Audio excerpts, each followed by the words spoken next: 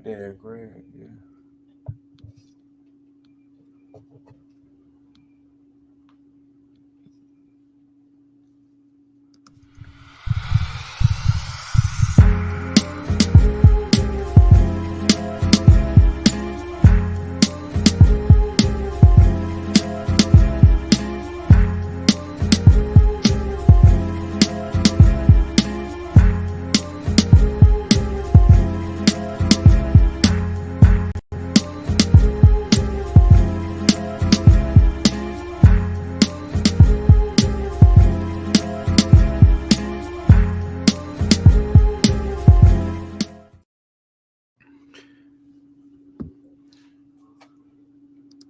Greetings and welcome to the 1-6 Scale Man. Probably presents another episode of You Know What It Is, man. This is Comic Book Talk with Friends. I am your host, Leo Rockwell, for the 1-6 Scale Man YouTube channel. We got some theme music in the background, just came through.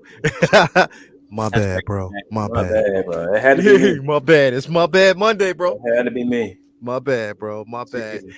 Anyway, thank you guys for being here. It's going to be another successful show. Do me a favor if you haven't already, hit that like button, subscribe to the channel, hit that bell notification so you're always up to date as to what we got going on over here on the channel. Again, thank you very much for being here. Vinny, what's going on with you, bro? How you doing, man? Man, it's a beautiful day, beautiful week. Inktober is done and in the rear view. I have like free Yeah. time.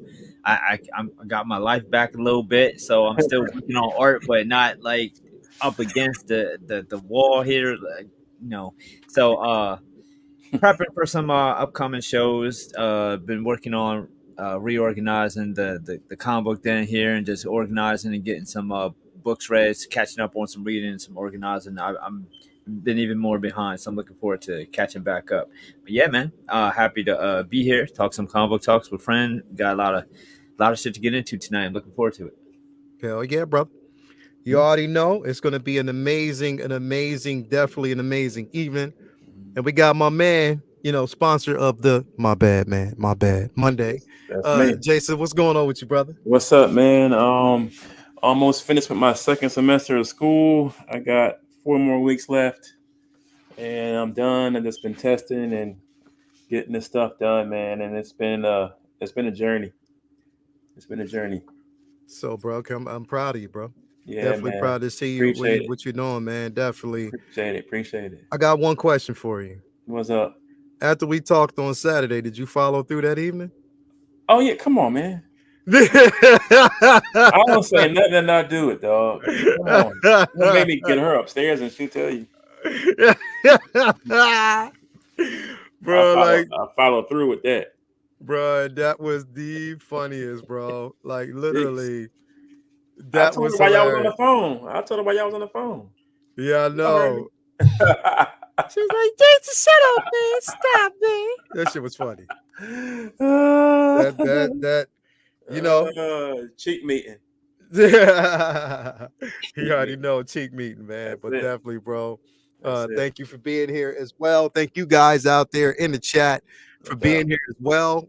It's going to be a wonderful evening. Now, before we actually jump in, got to talk about where we get figures from, as we always do, first and foremost, because again, that's how we have these conversations, because we want to talk about where we get our figures from, No doubt. places where we get them. Starting off with my guy here, Ray over there at Underground Figures. If you are looking for it, he got it. And if he ain't got it, he'll find it for you.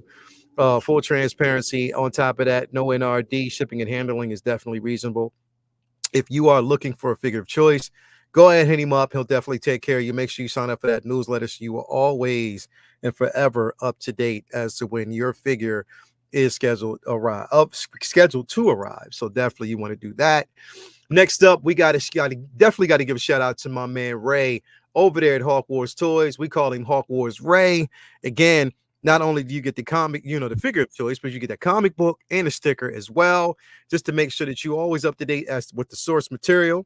Also, again, proud sponsor of, you already know what it is, Fall Fallout going on over there at the Figure Flex Friday Facebook group. So if you ain't already a member, make sure you sign up and you are ready to go.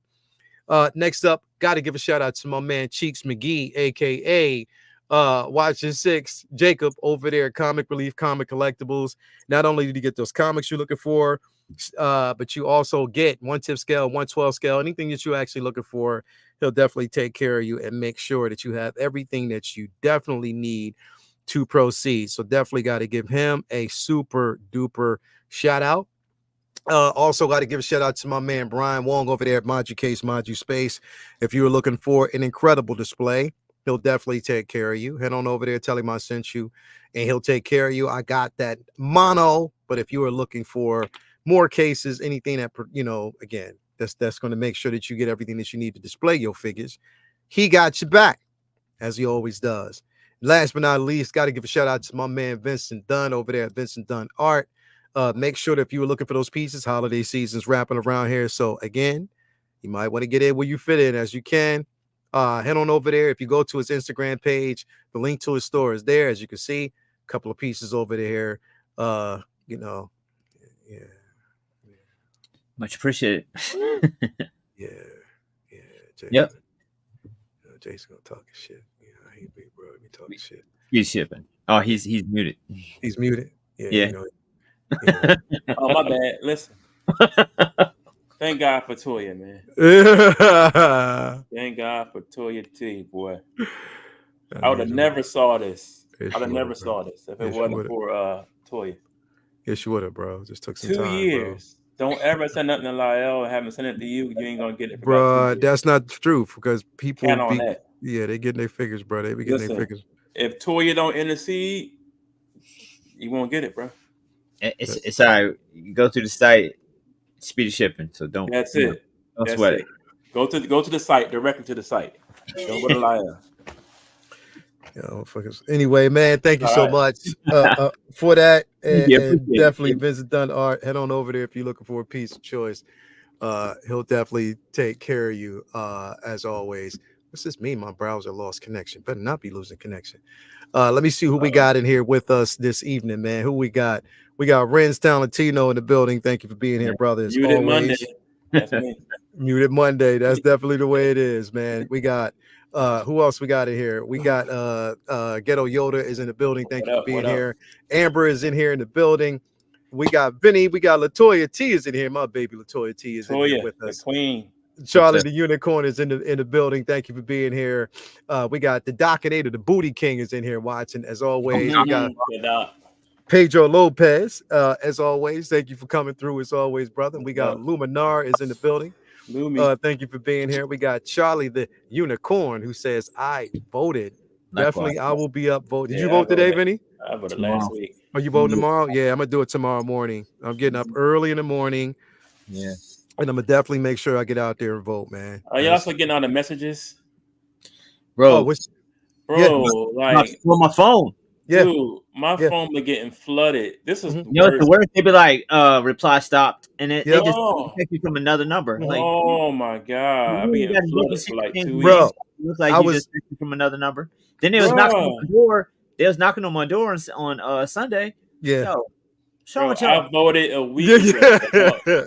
I voted a week ago. Like, chill. Yeah, bro. I don't think I've ever been harassed during an election so much. This has been the worst. I want both of them lose just out of spite. Right. Let the independent win for the first time. Yeah, bro. Like it's definitely like they knock on your door. You know, I donated $5.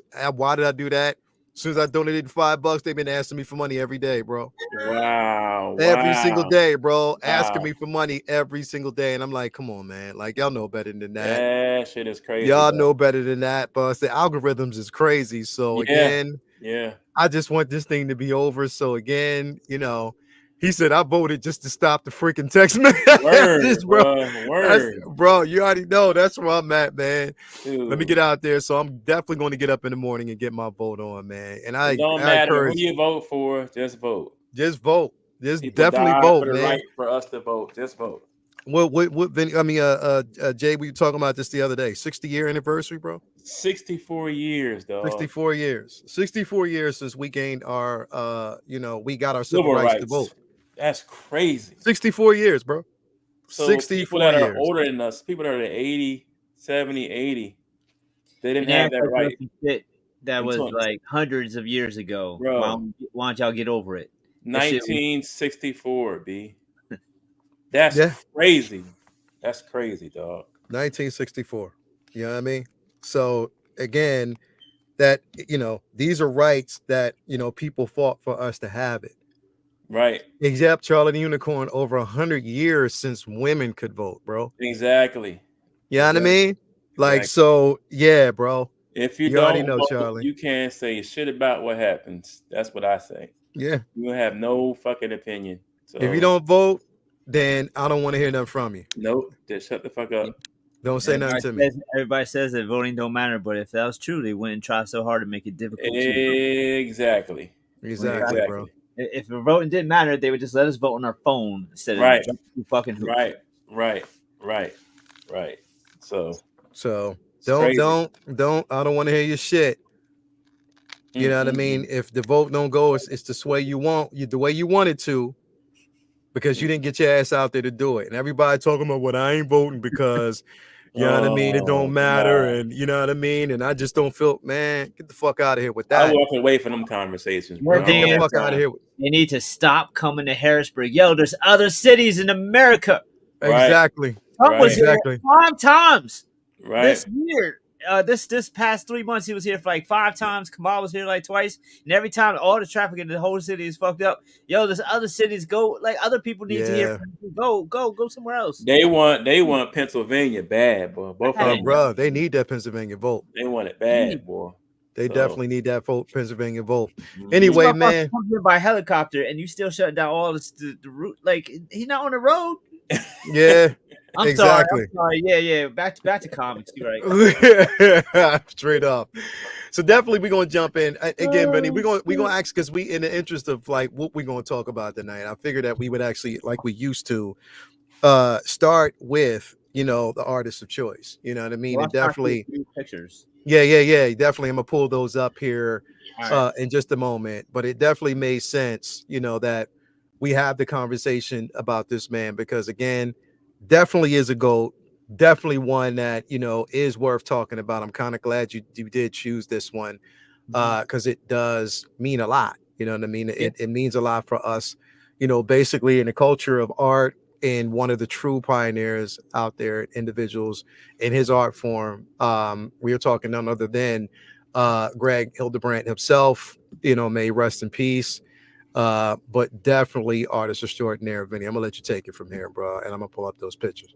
Yeah, Greg Hildebrandt, we legendary artist that we lost on the 31st. May rest in peace. So it was only befitting that we get to him for a feature. I'm sure I would have thought of him for a feature soon, anyways, but it just kind of bumped him to the top of the list because Greg and Tim Hildebrandt, the brothers Hildebrandt, as it were, are legendary artists in the geek community, not just comic books, because these cats have been doing their thing in all different forms of, media, sci-fi, fantasy, comic books for years. They cut their teeth and like really became internationally known with this infamous Star Wars poster that you see here. Like that was their shit. But they broke into the art game like in around 59 in the 60s, and they did tons of stuff with Lord of the Rings and Tolkien pieces, and then they sci-fi stuff with Star Wars and other other properties, and then they got into comic books, and like it was they had like their hand in every different type. everything. I mean, it's kind of like how Boris Vallejo and Frank Frazetta did a piece here or there for comic books, but were mostly known as fantasy artists and just kind of stuck in their lane. Alex Ross has done a piece or two for other properties, but is mostly known for comic books. I feel like they are some of the most well-rounded artists in the game, because they did a lot of stuff for a lot of different forms of media, and I was first put on to them and as a kid with the trading card game, because a lot of us who were teenagers in the 90s had the Marvel cards with Jim Marvel Lee, and cards. Yep. Right. I then had them joints. Yep. Yeah, and that was my shit. Like, Mm-hmm. Marvel Masterworks put out a Mm-hmm. whole set with Greg and Mm-hmm. Tim Hildebrandt. Now Tim passed in, I think, like '06 or something. So he's been gone for Wow. Yeah. Yeah. Yeah. It's been more. while. But Greg, Yeah. we just lost him. Now they worked together and did a lot of their stuff as a team, but Mm-hmm. they uh but they did this Marvel Masterworks set, and I was just obsessed with it. The life paintings that were just jumping off the page at you, the Man. the detail, just some of the most finest work, and it was a big inspiration to me as a wannabe artist as a teenager, saying like, all right, cool, this isn't just you know one way to do this. Like, so many different artists. Like, at that time there wasn't many people painting comic book stuff. It Mm-hmm. made it feel like it was fine art, like it was real, like Yeah. Yeah. it was something that wasn't just for kids. Like, this was stuff Mm-hmm. being painted, because there's there's levels to how serious people would take some of these things. Like, comic book art isn't taken as seriously as a lot of fantasy art. You know what I Mm-hmm. mean? It's like it's And then fantasy art isn't taken as seriously as quote unquote fine art, like you would see Mm-hmm. in the. So when I seen cats like the Hildebrandt brothers do pieces like Black Panther or Venom or Spider Man as technically proficient as you would see uh, a painting of a dragon with Amazing. four little wings or something like that, or something that you would see a painting of a landscape in a gallery. I was just like, all right, so it doesn't have to just be the color pixels or hatching and cross hatching or Mm-hmm. ink. It could be like fine art too, and it's a big reason why I love not just like pen and ink or doing markers, but I love painting pieces too, because of Yeah. this type of style, that it shows like there's so many different ways to do it.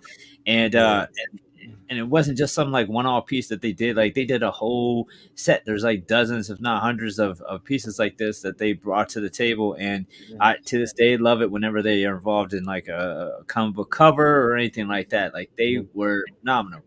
Then they also did tons of amazing Star Wars pieces, Oh besides man. posters. Like, they Yeah. have amazing pieces throughout the years. Like, they are Man. legends, absolute legends, man. They Mm-hmm. are incredible, man. So I was I'm trying to obviously find it. My bag. I'm going back. no, Here we Mm-hmm. no. go. Here we go. Here you There go. it is. That Look at that lighting, man. Come It's on, just man. absolutely insane. Yeah, they are legends, absolute legends of the game. Yeah. I've never heard a bad story about any of them. They've always seemed, great reputation of being nice and friendly to talk to. They don't get out and do a lot of Right. promotional stuff. I don't Even think I've ever kill. seen them.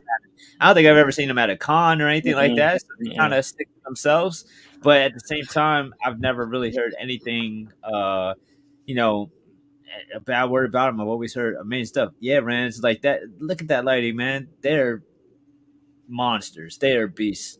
Uh, they are some of the best to ever, to do it. So I've always been heavily inspired by their stuff, and always looked up to them. I mean, these were some of the first uh, artists that I was like, wow, okay, this is possible. Look what people can do. It's Mm-hmm. insane. I want to try. So Hildebrandt brothers, sorely missed. Tons of contributions to just not just comic books or geek shit, just art in general. Because fuck that, categorizing shit. Just these are just straight up artists. Not Mm-hmm. not it's not good for a comic book art. It's not good for fantasy art. It's just great art. Period. So, shout out to the Hildebrandt brothers. Sorely miss, and thank you for all your contributions, man. Like, they're amazing. Yeah. Look at this, bro. That's the thing is, bro, like, I remember, like, you weren't just collecting the comics, but you were definitely getting the high gloss cards as Hat well. no, Yeah. hat. Yeah. I still got binders of them shits, man. Yep. Yeah, Yep. Yep. yeah, Yep. yeah, And I definitely. Like, used to put mine with my books in the packages. I used to take right, them out, put them in my cases. books. Yep. Yep. I had them in Yep. like little plastic cases, like Yep. just like the cases where you have all the cards basically in Yep. them. Yep. Mm. Yeah, Yep. bro.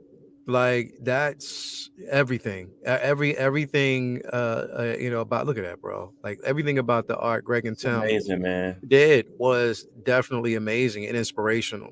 You know what I mean? Because it was literally like you can tell, like just the texture, like the light, like you said, that's how the Spidey suit would light up, depending At on night. how the at night. Mm-hmm. That's how you would see it based on the Mm-hmm. angles Mm-hmm. from, again, him swinging, the Mm-hmm. contours from the back to the front. Yep. That's incredible. Definitely Especially incredible from a work, bro. full moon like that, man. Like that's.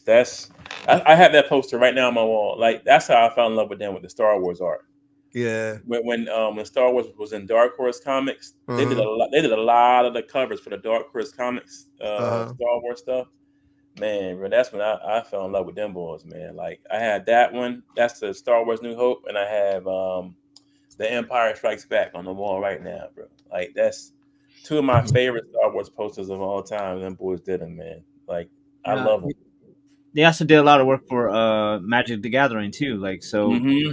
anyone out there is a fan of the trading card game, they did a Mm-hmm. bunch of stuff for that too. And I mean, these are just every major geek culture thing. They had their hand in it some way, shape, or form. They also did, like some children's books illustrations. They Mm-hmm. also, Mm-hmm. storyboard like they had their hands on a lot of different stuff and just a long career, long, very successful career.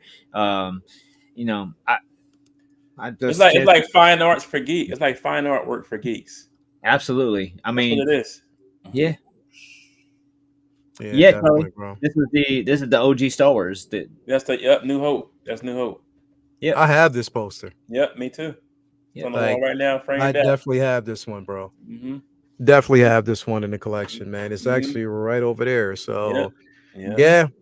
yeah. When you walk, as a matter of fact, when you came down the steps, it was on the wall. Yeah, Mm-hmm. It was yeah. right there on the wall. It was paying homage to pretty much a lot of his work was Mm-hmm. right here in the wall. So, Mm-hmm. yeah, man. Definitely. Anybody that's collect Dark Horse comics, especially Star Wars Dark Horse comics, they were all Uh-huh. over the place. So many old covers. Was it Old Republic with Naomi Sunrider and Bendu, Yeah. and I Mhm. forget the other Jedi. But they did all that stuff, man. Great Yeah. work. Great artist, man. Yeah. Yep. Him Definitely and his brother. incredible work, man. Got to give him Mhm. a shout out. Mm-hmm. And again, each and every one of us, if you've collected, art and just their art in general. I mean, they've done like a lot of even like graphic fantasy novels Mm-hmm. that you can actually pick up. As a matter of fact, I was at Second and Charles like about a year ago, and there's a graphic novel that they did with I think her name. She's either I think she's Scottish. I think it's like Wilma something. I forget her name, and they did like it was like a graphic novel about a woman's her she was married to a guy who or she was married to a man who was cursed that by Oh night he wow. was he was cursed by night to become a dragon. Okay. What? Like so yeah, he becomes an actual dragon. Now it sounds weird as fuck, but the book was dope as shit. That sounds dope. Yeah, because it was he so the guy becomes a dragon at Uh, night, and that is like for instance like that is at his strongest point during the day because he utilizes so much of his whatever, if it's to protect or do whatever, he's normally tired. And what happened was she got in trouble, she was captured, and he wasn't at his strongest point. And what they did was a curse was put on pretty much the land itself, that it was a complete daylight for 30 days, so he couldn't transform. Yeah, like he Yeah. could not change. So Dope. it was definitely dope. It was definitely dope. So, again, shout out. And I think he only did like the cover art for it because it was a graphic novel, but the pages were done something different. I forget the name of it. But yeah, definitely a dope ass book. If you can find it. But a lot of his novels are, bro, Second and Charles be having some gems on the They do. low, bro. You Yep. just gotta look. But they I, got some gems on the low, bro. yeah. that's cool. That's cool. They definitely do. But definitely shout out to him. on a lot of his work and stuff that he's touched. Definitely worth checking out. Moving forward, we got to talk about this here as well, Vinny. I'm sort of glad you brought this up, and that is Marvel's Disney Plus slate for 2025. And this is what's definitely on the docket here. One of which is Your Friendly Neighborhood Spider-Man. So we know a lot is going to come out of that. Oh, there's Blade. Oh, my bad. Well, nah, this is Disney Plus. My bad. So this is Disney Plus. This is definitely their Disney Plus slate. So we got Spider-Man, which is Your Friendly Neighborhood Spider-Man, Daredevil Born Again, What If Season 3, which I cannot wait for. That's gonna be good. Yeah, that Ironheart, Eyes of Wakanda. That's gonna be super dope as well. That's gonna be good. Yeah. Marvel Zombies, and of course Wonder Man. Now, here's the thing. Marvel Zombies. I hated that book. You hated the book? You didn't like it, bro? Oh my god, I hated that whole story. I thought for an Elseworld type of situation, it was pretty dope. Elsewhere, yeah, no. I didn't need 100 more of them. Yeah, exactly, bro. They wore it as out. As an Elseworld type of thing for just a few copies. It was okay. I thought it was pretty dope, but beyond that, and here's the thing. This is the fucked up part about it, bro. Remember, Vinny, when we were at Awesome Con, I told the artist, I was telling him, bro. Remember I told him they were doing it. Yeah. And he was like, no, they already did it. I was like, no, they're doing a show. Like, they're doing a whole show. These motherfuckers be the last to know. They create shit and they don't even know. And they didn't even tell them that they were basically doing it, bro. And I'm like, no, that's crazy. They're actually doing a Marvel Zombies, but I mean, I guess he knows now. Yeah. So again, they did show some highlights in that, and Blade is actually in that. Yeah, as he's wearing Khonshu's suit. What's my name? Moon Knight suit. Yeah, he becomes like a version of Moon Knight in that, so definitely that's it's and it's voiced by Mahershala Ali. Yeah. He said I'm over here with something. He said y'all gonna give me, but at the same time, yeah, but that's Marvel's also their way of saying, oh yeah, we leaving here with something, because they know for a fact they paid him. They still got to pay him, regardless. They're paying him for his work.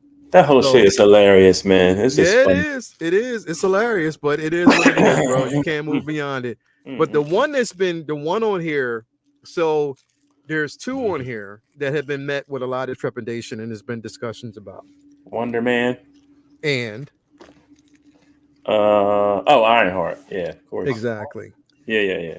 Wonder Man and Ironheart, two films or two shows that have been met with a lot of trepidation based on Wonder. Yeah, exactly. Based on what they want to they deem. I wonder, right? I wonder, man. I wonder. Yeah. But based on race bending with Wonder Man, with Simon himself. So, and on top of that, they also made his brother, which we already know what his brother is, the Reaper. The Reaper, yep. Yeah, they made him, again, race bending both characters. But who cares, bro? Like, it's like I really don't care, but there are some arguments to be made, because I saw one guy that was like, why are they always taking, characters, race bending them to black, when they could be actually taking these black characters, these black actors, and putting them in important roles. T'Challa? Yeah, stuff like that. So Night Thrasher. Yeah, you know what I mean? So you think about that, I'm like, okay, it is what it is, at the end of the day. You can't, if they're going to do what they want to do, but at the same time, it's the way I think about it is, it's like us as individuals, even individual, like anybody of any ethnic race, or even like any race in general, we look at the comic book pages. So through our eyes, visually, we say that this is what the character is supposed to be. Yeah, right. And when it's translated into reality and it's something completely different from what Mm-hmm. what your perception of it is, then automatically it becomes more of a problem. Now, Mm-hmm. I am meeting this from, I'm trying to be as subjective as possible, but I'm trying to be equally, empathetic towards both stances. Because, Mm-hmm. yes, I do believe us as individuals, there are plenty black characters out there to spread around that are worth showcasing. We still Blue, don't, you know what I Blue mean? Marvel. Blue Marvel's out there, definitely. Luke Cage, definitely. If they wanted to do it, well, we already have a Luke Cage. He If he back. decides to come back, Yeah, he's gonna come back. don't Yeah, know that, but if he Stop decides to playing. come back, so I we think he have will. that. We have so many other individual or characters in the mythos that could be presented, but Mm-hmm. they're taking characters, and I get that, I understand it, but if there is room to really I try to look at it subjectively from both parts, but I understand the argument to be made. Now, that's an argument that is subjectively okay to understand. Mm-hmm. But when you're doing it just for the sake of, you see a black Mm-hmm. man on camera playing a role, and then Mm-hmm. automatically he becomes a target, and you want to Yeah, shit yeah, on it, just like they're yeah, yeah, doing yeah. Ironheart. Come on, bro. Now with Riri, I love that they're making Nightheart, right? Yeah, But I hate the suits. I want the suit from the comics, bro. that's the I one thing that have, I saw. It's too bulky, bro. yeah, bro. It's too bulky. The suit That's is not too an fucking agile bulky, suit. bro. Why they keep giving him this big bulky ass suit, dog? Yeah, yeah. That the suit is too fucking bulky, bro. It's too bulky. This by now she should have streamlined it by now. Yeah, it's too bulky. She's graduating MIT. I think she already graduated, or she's graduating now. So she should have streamlined it by now. It should be streamlined. Yeah, Why they keep making this big ass bulky suit for this little ass girl? yeah, yeah. It doesn't. It definitely doesn't make sense. It don't make no sense, dog. I hate it, bro. I hate that suit. Yaya would have been better cast as like Brother Voodoo because he's Haitian too. Yeah, Oh yeah, he'd have killed yeah. that. I Yeah, could yeah, definitely yeah. see Brother Voodoo, He'd have killed even that. though I do want, like, when I think of Brother Voodoo, there's one individual I think about, the dude who played in but I guess he's too short, I'm not sure, but he played in Dune, and he was also in that movie with Henry Cavill over the summer. Him and there was a few other ones who were actually going after the Nazis or whatever. I forget what it's Oh, called. oh yeah, yeah, yeah, yeah. I just bought that today Yeah, on Prime. Yeah, yeah, yeah. but I he could watched play that. it too. But Yaya would have been definitely a good Yeah, Brother Voodoo as well. yeah. Um, I kind of yeah, wanted him for T'Challa. I ain't gonna lie. Like I yeah, wanted him yeah. for T'Challa so bad, bro. And What if? So what if is rumored that Storm is supposed to be in What If? what? Yeah, that's the rumor that Storm. Now, mind you, I don't know if there's footage out there, but there's rumors that she's supposed to be part of What If, the What If season Oh 3 hell, story. nah. That's what I'm hearing. She's supposed to be a part of that. So Oh we have to shit. see how that's gonna work. Of course, we got Daredevil Born Again that I know a lot of That's people gonna be. I are cannot waiting wait. for. I Now, cannot here's wait. the thing. I say that too, bro. But as dope as the whole Muse storyline was, if they change that story just for the I sake of, and hate. they are making it rated R. So they did say basically it is a rated R show. They're keeping it on that level, but Mm, they're gonna have to treat Muse like the Muse we know. I hated him from the comics. Jesus, that's one of Bruh. the only ones I really hated. That Daredevil, one of his arch. I can't Bruh. stand. But it was an ingenious idea. Yeah, they're bringing him in It with was the like hat Vinny and in the hair. costume. Yeah, You know what I mean? painting with people's blood. Yeah. Jeez, Like it's like Vinny and Renz in that's it. costumes. That's it. Like Vinny and Renz, like Vinny goes out during the day, Renz goes And then out they at go out at night. night. There you go. And There you go. Renz's signature, you would know it's him if you see him at night on top of a building like this. Hmm. That's it. That's it. You know what I mean? So The muses, the muses. yeah. Daredevil's So not a fan of our work. Ren says I don't sleep. So That's it. Vinny, what's your thoughts on this, bro? A big bag of we'll see. I wish I was a little bit more excited about a lot of these projects. I'm not uninterested. I'm obviously I'm gonna watch all these. I Mhm. have my like reservations with virtually every project here. So Mhm. it's Mhm. like I'm not loving the art style for Spidey.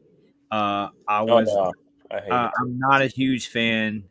I don't want to really like get into it and shit on it. I'm not the biggest What If fan. I don't like the temp. I don't like the format of its own kind of like Its own pocket universe. stories.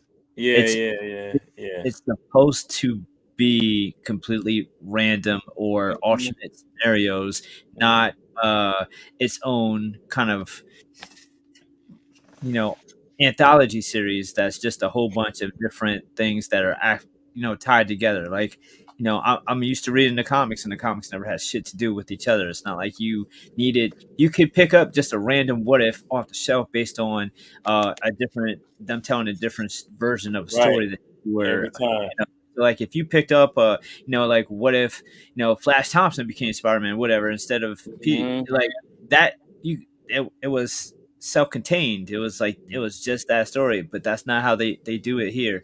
I just feel like there's a lot of uh they just do a lot of shit I don't like how they handle a lot of different characters in different ways that is consistently different than the show. As if like I don't like the way they do Thanos constantly, like every single time. It just doesn't. It just seems weird, and it also seems like all right, we're gonna like we can't get away with certain things in the film, so let's try to do it here. So like we're gonna use the like we want to make a even funnier version of Thor, so we'll just do it like this, and then Oh God. I Yeah. mean, like, or we want to get more female characters, but we're not sure if it's to work, so we'll just flip them, gender swap them in this, and then if Yeah. it's popular, then we'll bring it in. It just Yeah. seems like it's just a lot of stuff that I don't love. But then here and there, like you got the Native American, I forget her name. That episode was fire. Like you have episodes Oh throughout yeah, yeah. uh, that I love. Like I loved what they did with with Strange in it, but I just feel like it's a mixed bag for me. So I don't just like inherently love all the shit that they've done with What If. So I always watch new seasons of What If with like, all right, cool, we'll see what they do, but I'm not super blown away by the way that they've handled the concept. Eyes of Wakanda, that's that's another mixed bag for me because I love all Wakanda content. Don't get me wrong, but it's just gonna feel like, all right, here's another non-T'Challa Wakanda project, and it just kind of hurts. That's all. Mhm. Marvel Zombies is cool. Like I said before, it was a dope book. I loved the first book. I didn't need sequel after sequel. I didn't need for them to keep Oh going back to that well. I didn't yeah. need to see what every single character would be like as a zombie. The first Right. story was dope, but that was kind of it. I could use more than just that episode in What If. So I could a series could be cool, but I hopefully it's a one shot series. I don't want to see it be a recurring thing. Ironheart is cool. She's a great character. I love what they did with her in Wakanda Forever. I agree that suits are too bulky. I do feel like there is like without Tony, I'm not sure how much um I'm not sure how much meat the show has. Like, I'm not sure really what all there is for her to do. The comic book wasn't, uh, some long running thing that they have a lot of source material to pull from. I'm not really sure. Like, she doesn't have a huge, rose gallery to dive into. She seems like somebody who'd be great for a guest appearance in the film and stuff like that. I'm not sure what all they have to say with her Mhm, for a mhm, show, but I'm obviously looking forward to seeing like what they come up with. Daredevil has gone through so much different changes from all the drama with this has nothing to do with Marvel. We're gonna take it over. We're just gonna keep Charlie and you know fuck everybody else. Oh wait, nah, we are gonna bring in everybody else, and yeah, but it's gonna be so. There's a lot of uncertainty. I'm not sure exactly what to expect from the show. I'm looking forward to it because Daredevil is, you know, Netflix show was absolutely incredible. I'm looking forward to seeing if they make him more comic accurate and doing a little bit more fantastical things and have mhm, like a stronger Kingpin and have it be a little bit less grounded, a little bit better mix of comic booky shit and with the grit. So if they keep that balance, that I think, if they keep that grittiness and just add some comic booky shit to it, I think that it could be good. 18 episodes is a lot. I'm assuming it is, so 18 episodes. So hopefully the writing is really strong on it to keep people's interest. Wonder Man, not sure what to pull from that either. It's crazy because Wonder Man was one of my favorite like sleeper characters growing up because he had such a cool power set. But I never really read any of his like solo comics, so it's kind of the same thing with Ironheart. Is like, how much is there to do with them besides them being like they're interesting characters, but can they carry a whole show, a whole season? I definitely get the concerns with the race swapping. Wonder Man isn't the most popular character ever, so that's the type of character if you're gonna race swap, like that you probably be more likely to get away with it. Yaya is like a dope actor, so I'm sure he's going to kill it. Hopefully, it's a successful show because at this point, it's kind of getting harder and harder to see black male leads in shows. So hopefully, he does have success with it, and I just wish that they realized, you got other actual black characters. You could bring some of them to screen too. Like there's a ton, and that's So there's no super standout that I cannot wait for. I'm going to watch all of these and hope for the best in all of them. Yeah. I mean, here's the thing. Like I said, I'm always indifferent because I actually did enjoy What If. I enjoyed a lot of episodes with, in it. Because I approached it just exactly how the show sounds. What if, Yeah. what if this happens? So there was no actual connection to any of the characters in it because I knew that it was a what if type of story, Elseworld type of story. And I thought that the way they blended it all in the end was pretty good. The one that I didn't like, of course, was Thor. I thought that was the dumbest idea, but it was still decent. Eyes of Wakanda, I'm gonna meet that with not knowing because again, I don't know where they're going with it yet. Everything is just speculation for me. I don't know. I haven't seen an actual trailer for it, just snippets, and it's just a wait and see. From that aspect, how they approach it is definitely how they approach it. But I'm just going to meet it in that space, like okay, I welcome it. However it is. Marvel Zombies, what it is. Daredevil, of course. I know where there would be slight trepidation because it is going from Netflix to Disney. I would say the one that I'm least like or least connected to actually right now, because again, is just another attempt, is the Friendly Neighborhood Spider-Man for me. Like that's the one that I'm intrigued by everything else. Overly excited, nah, but I'm intrigued, highly intrigued by it. What if in Daredevil, in Ironheart, because I do want to see where that goes. And I'm just off of, supporting my people, number one. And I just want to see him succeed. So I'm hoping that it's good. And I'm hoping Disney have invested equal time in a lot of these properties like they have Daredevil as well. They decided to scrap the original idea and drop it.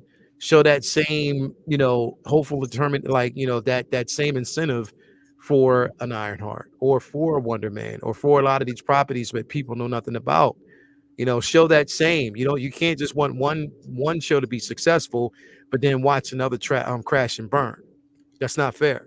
You know what I mean? So I'm hoping that they're smart enough to realize that and make it happen. Jay, what's your thoughts on this?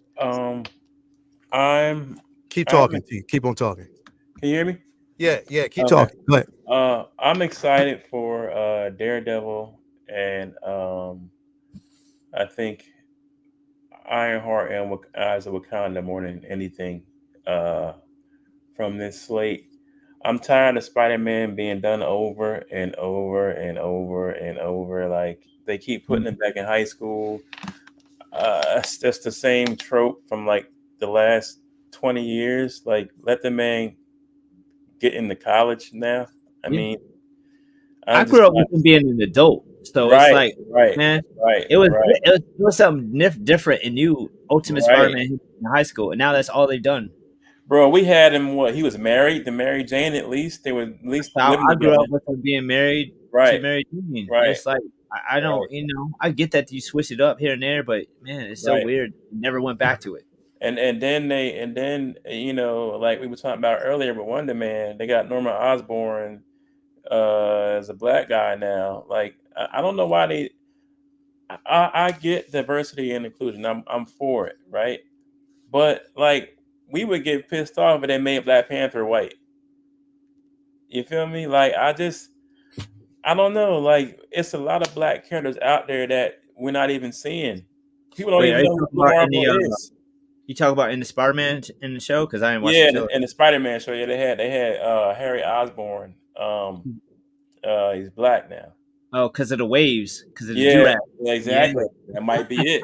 That might be that's it. it, bro. That They might. seen the memes. That's why they They seen switched the him. That's memes. why they switched him, bro. Yep. But Eyes of Wakanda, I'm kind of excited for that because it's like them through history, so that'll be pretty cool. Yeah. Um, Ironheart, I want this show to win so bad, bro, because I love Riri Williams, bro. That's one of Mhm. my favorite little female renditions of Iron Man, even though she's her own other person. But I like the fact that, she had Tony's AI after he was gone. It was like his spirit was with her, while she was building her suit. And, like I love her whole story. I got every comic that I think the first, because her first appearance was in Armor Wars when she Mm. was in school. She made like a war machine kind of suit when she was in college in Armor Wars. That's when her first appearance. But I got from there all the way to her own stories, man. I love Riri Williams, man. And I want her done right. And I think this young lady she's gonna kill it. But my only complaint is the suit, man. That suit, it was horrible in Wakanda Forever. I hated that shit was just ugly. And now Yeah. we got this one. And I was expecting it to be more streamlined, to be like red and gold, like the comic, because she built her suits after Tony's kind of sort of. You know what I'm saying?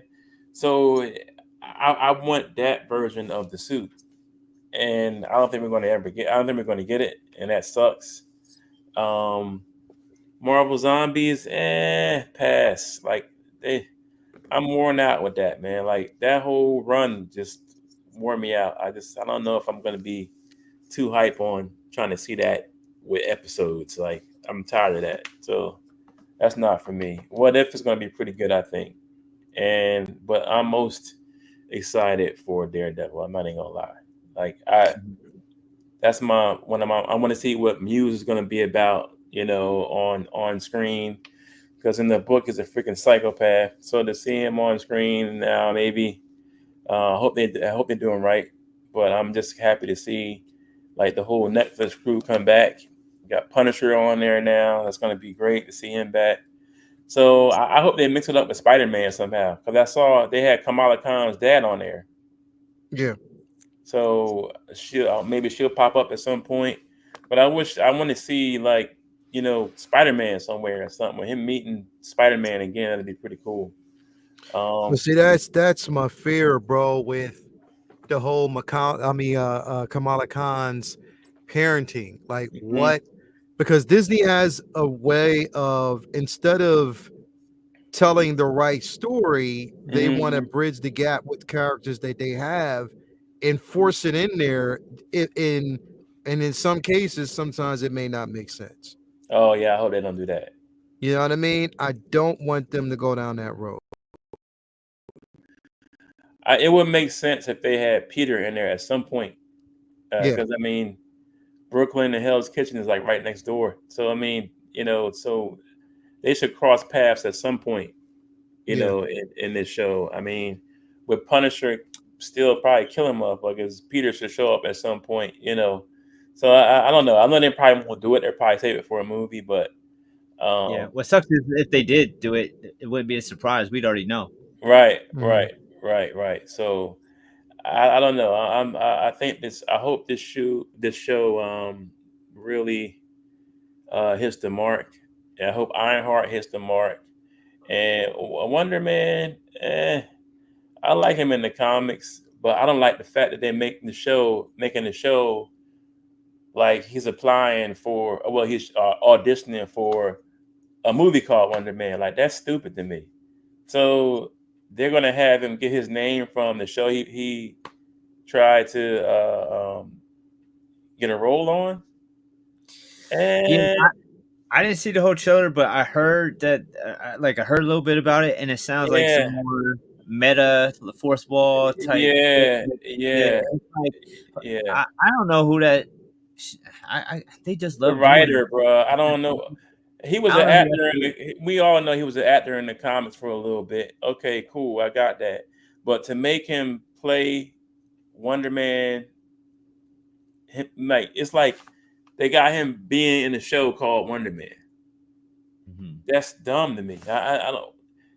I don't know Yeah, why they do that kind of shit. Bro. I hate that shit. But I mean, I don't I know. mean, It is. if they tell, here's the thing, bro. And again, I'm trying to meet it with as much as optimism as I can. I want it to be good. I If want they it to can be tell good. the right story, and the Yeah. thing is, as okay, you can't. We know the history that Simon has with both Vision and Scarlet Vision, Witch, right, and Wanda, right. but I don't think that this is the right way to tell that story. Mm-mm. But again, I don't know what story they're trying to tell. So is Vision going to cross paths with him or something? I don't think so, because remember, the only reason why him and Vision cross paths is because his essence was put Is into inside Vision. the Vision, right? You know what I Right, mean? right. So, is it going I to make don't know, bro. sense? They got to hit the mark, bro. They So, I want to ask y'all a question about I'm ready. Wakanda, or Eyes of Wakanda, Hmm. because now, mind you, keep in mind that this isn't set in the present time. I think it's going to be going different It's times. going through different timelines. Yeah, We're yeah, going to yeah. also because remember, we're going to see a version of not Donnie Rand as Iron Fist, but we're going to see an Iron Fist Iron character. Fist, right, right, right. You know what I mean? So Hmm. we're going to definitely get that. Hmm. So what do y'all think the possibility of us seeing? So here's the thing. I don't want the expectation that they're going to bring or use this as a vehicle to bring in T'Challa, because I don't think that's what they're going to do. No, oh, I definitely don't think they're gonna do they're that. They're not scared. going to do Listen, that. listen. They are scared to get back to that $1 billion movie again. I don't know why. They don't want to have a character like that, win again. Mhm. So like they're scared of it. So I think they're gonna stay from T'Challa as long as they possibly can until they just be like, all right, we'll bring it back. Yeah. It's horrible, man. But I mean, it is what it is. I think again, I think that there's a way that they can tell as long as they tell the right story. Mm, That's all I'm worried about, bro. Tell the right story.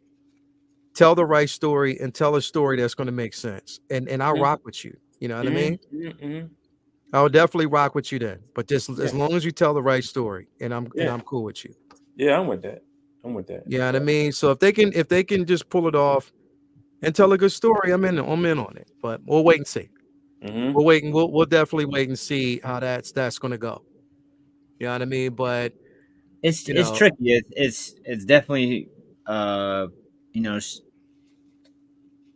it's definitely akin to like them doing a Amazon show over with the other guys, and not having Diana. And don't get me wrong, there's tons of Wakanda lore and legacy to tell. If Hmm. Hmm. there wasn't this T'Challa drama and this was just happened to be just a spinoff, telling Moore's lore, I don't think it would anybody would bat an eye at it. It's just giving us this while we're still waiting and uncertain about the future of that IP is at least slightly frustrating, because you Right. want to go, all right, if we knew T'Challa was going to be, a part of everything soon, instead of like, I don't know, 15 years when that kid would be in his 20s, then like we would probably, be more patient. But the fact that they're still trying to hang on to this, we don't want to make Chadwick fans upset, so we're not going to say anything about T'Challa. We're going to take him out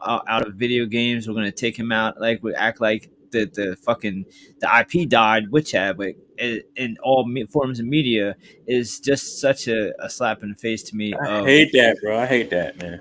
I think he would hate that too. I can't speak for the He man. did not want that. He didn't want that. I His can't own imagine brother him said wanting. that, I dog. can't imagine him wanting that. I just can't Mm, imagine it. And I understand, like, all right, there's a part of me that's mature enough to understand. All right, we're not going to force all these actors and directors and everybody to go make a movie with another dude in the time that we have to deadline to get this film out. We're not going to make them adjust that fast. All right, but now what? Like, we're past that. So that mm-hmm. can't do nothing about Wakanda Forever. That's done. It's in the past. Like, whether we should have or shouldn't have recast him, that's it's irrelevant. You can't go back and change time.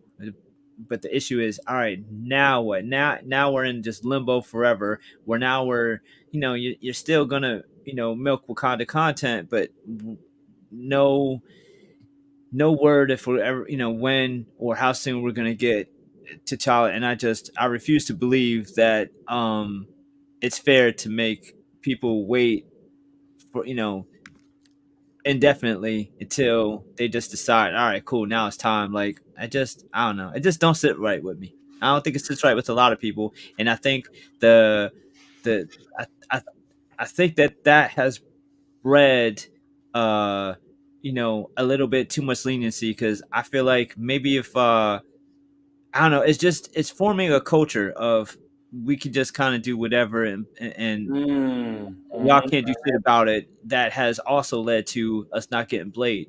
It's like, Right, yo, you got right, strong. If they was fucking with Brie Larson, or not Brie Larson, they was fucking with Captain Marvel's character, right. or this that, or there's a lot of characters where if they fuck with them like this, they would get so much backlash that they would cave and Exactly. decisions, and they wouldn't want, they'd be tired of hearing it, or maybe they wouldn't even do it in the first place because they would have more respect for that character. And I feel like, all right, we got y'all bending over backwards and paying hundreds of millions of dollars to bring back characters that you've killed off. Mm. All Why right, can't you bring back? Why can't you bring back T'Challa? And it's just like we discussed this a few weeks ago, man. As soon as Mahershala said, "I want this Blade movie to be my Black Panther," everything went on pause. Everything went on pause, bro. Like I just I don't know, man. Well, I mean, apparently right now with that, and not to really touch too much bases on that because again, it's just a not knowing Mm-hmm. right now. But apparently, from what is being said is that, again, he's okay, like he's happy with the direction of the current script. Mm-hmm. He's definitely happy with it, and apparently they're just trying to attach the right and director to it. And that we've been here. Here's the thing, bro. I'm not going at this point. I'm not going to talk about Blade until I see it. Facts. Until I see it, I Facts. don't want to hear about it going in production. I don't want to hear about it rapping. I don't Right. want to hear it going about in post production. I just want to see a trailer. No cap. I Yep. want to see a trailer at that point. No, you know what? You know what? Fuck a trailer. I want to see tickets. Facts. Yep. That's all. Yep. I'm with you. I'm with you. You're right. Give me tickets, and then I'm good. You're right. You're right. You're Show me the absolutely tickets, right. Mm-hmm. and then we can have that conversation. You show me that, and then I'm with you the whole time. Mm-hmm. We can talk. Mm-hmm. But if you're not going to do that, then there's definitely no discussion at that point. We Mm-hmm. have absolutely nothing to talk about, Nothing to talk about. You're right. and I'll just put it there, and I'll just leave it in that space. We have absolutely nothing to talk about unless that is the conversation. I think everything on this slate kind of has a place and should be there. Except for the Spider-Man shit. I'm tired of Peter being in high school, man. Like me and Vinny was talking about earlier, bro. Like we used to seeing him grown and married, and like even before he had the kids, he was married to Mary Jane for a minute. You know what I'm saying? So we we can't get that at all? Are people scared to see Peter grow up? Is he like Peter Pan? Like I don't understand. They keep rewinding, bro. Like I don't know, dog. Uh, Sidebar though, is Vision Quest 26? Like I thought Vision was supposed to be out next year. Me too. You're right. It should have been with this late.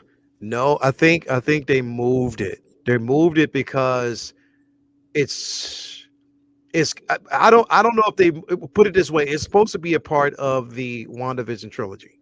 Yeah. That's where it's supposed to be. I thought they was already It was working on supposed it. to come out 25. Yeah, I 25. could have swore that was lining up for late 25. You know what? As of right now, I don't know. And then here's the thing is because they did have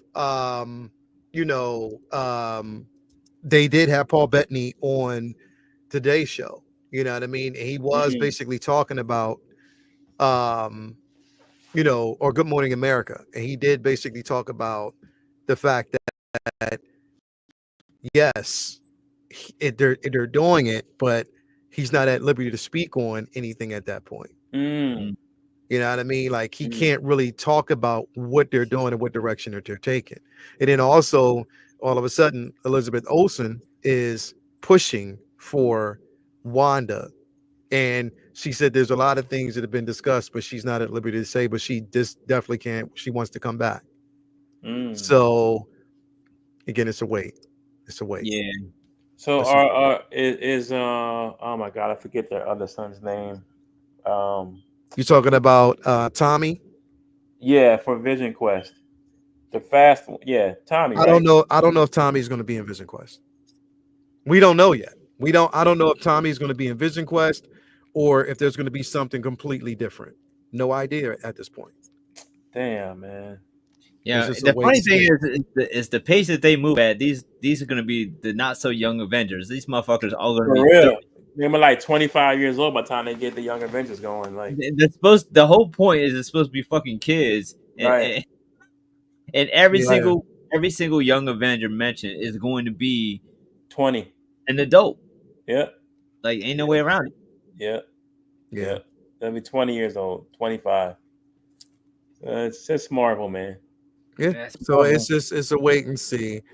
I don't see how a movie like Godzilla -1 can be made with the money it was made with and the time that they took to make it.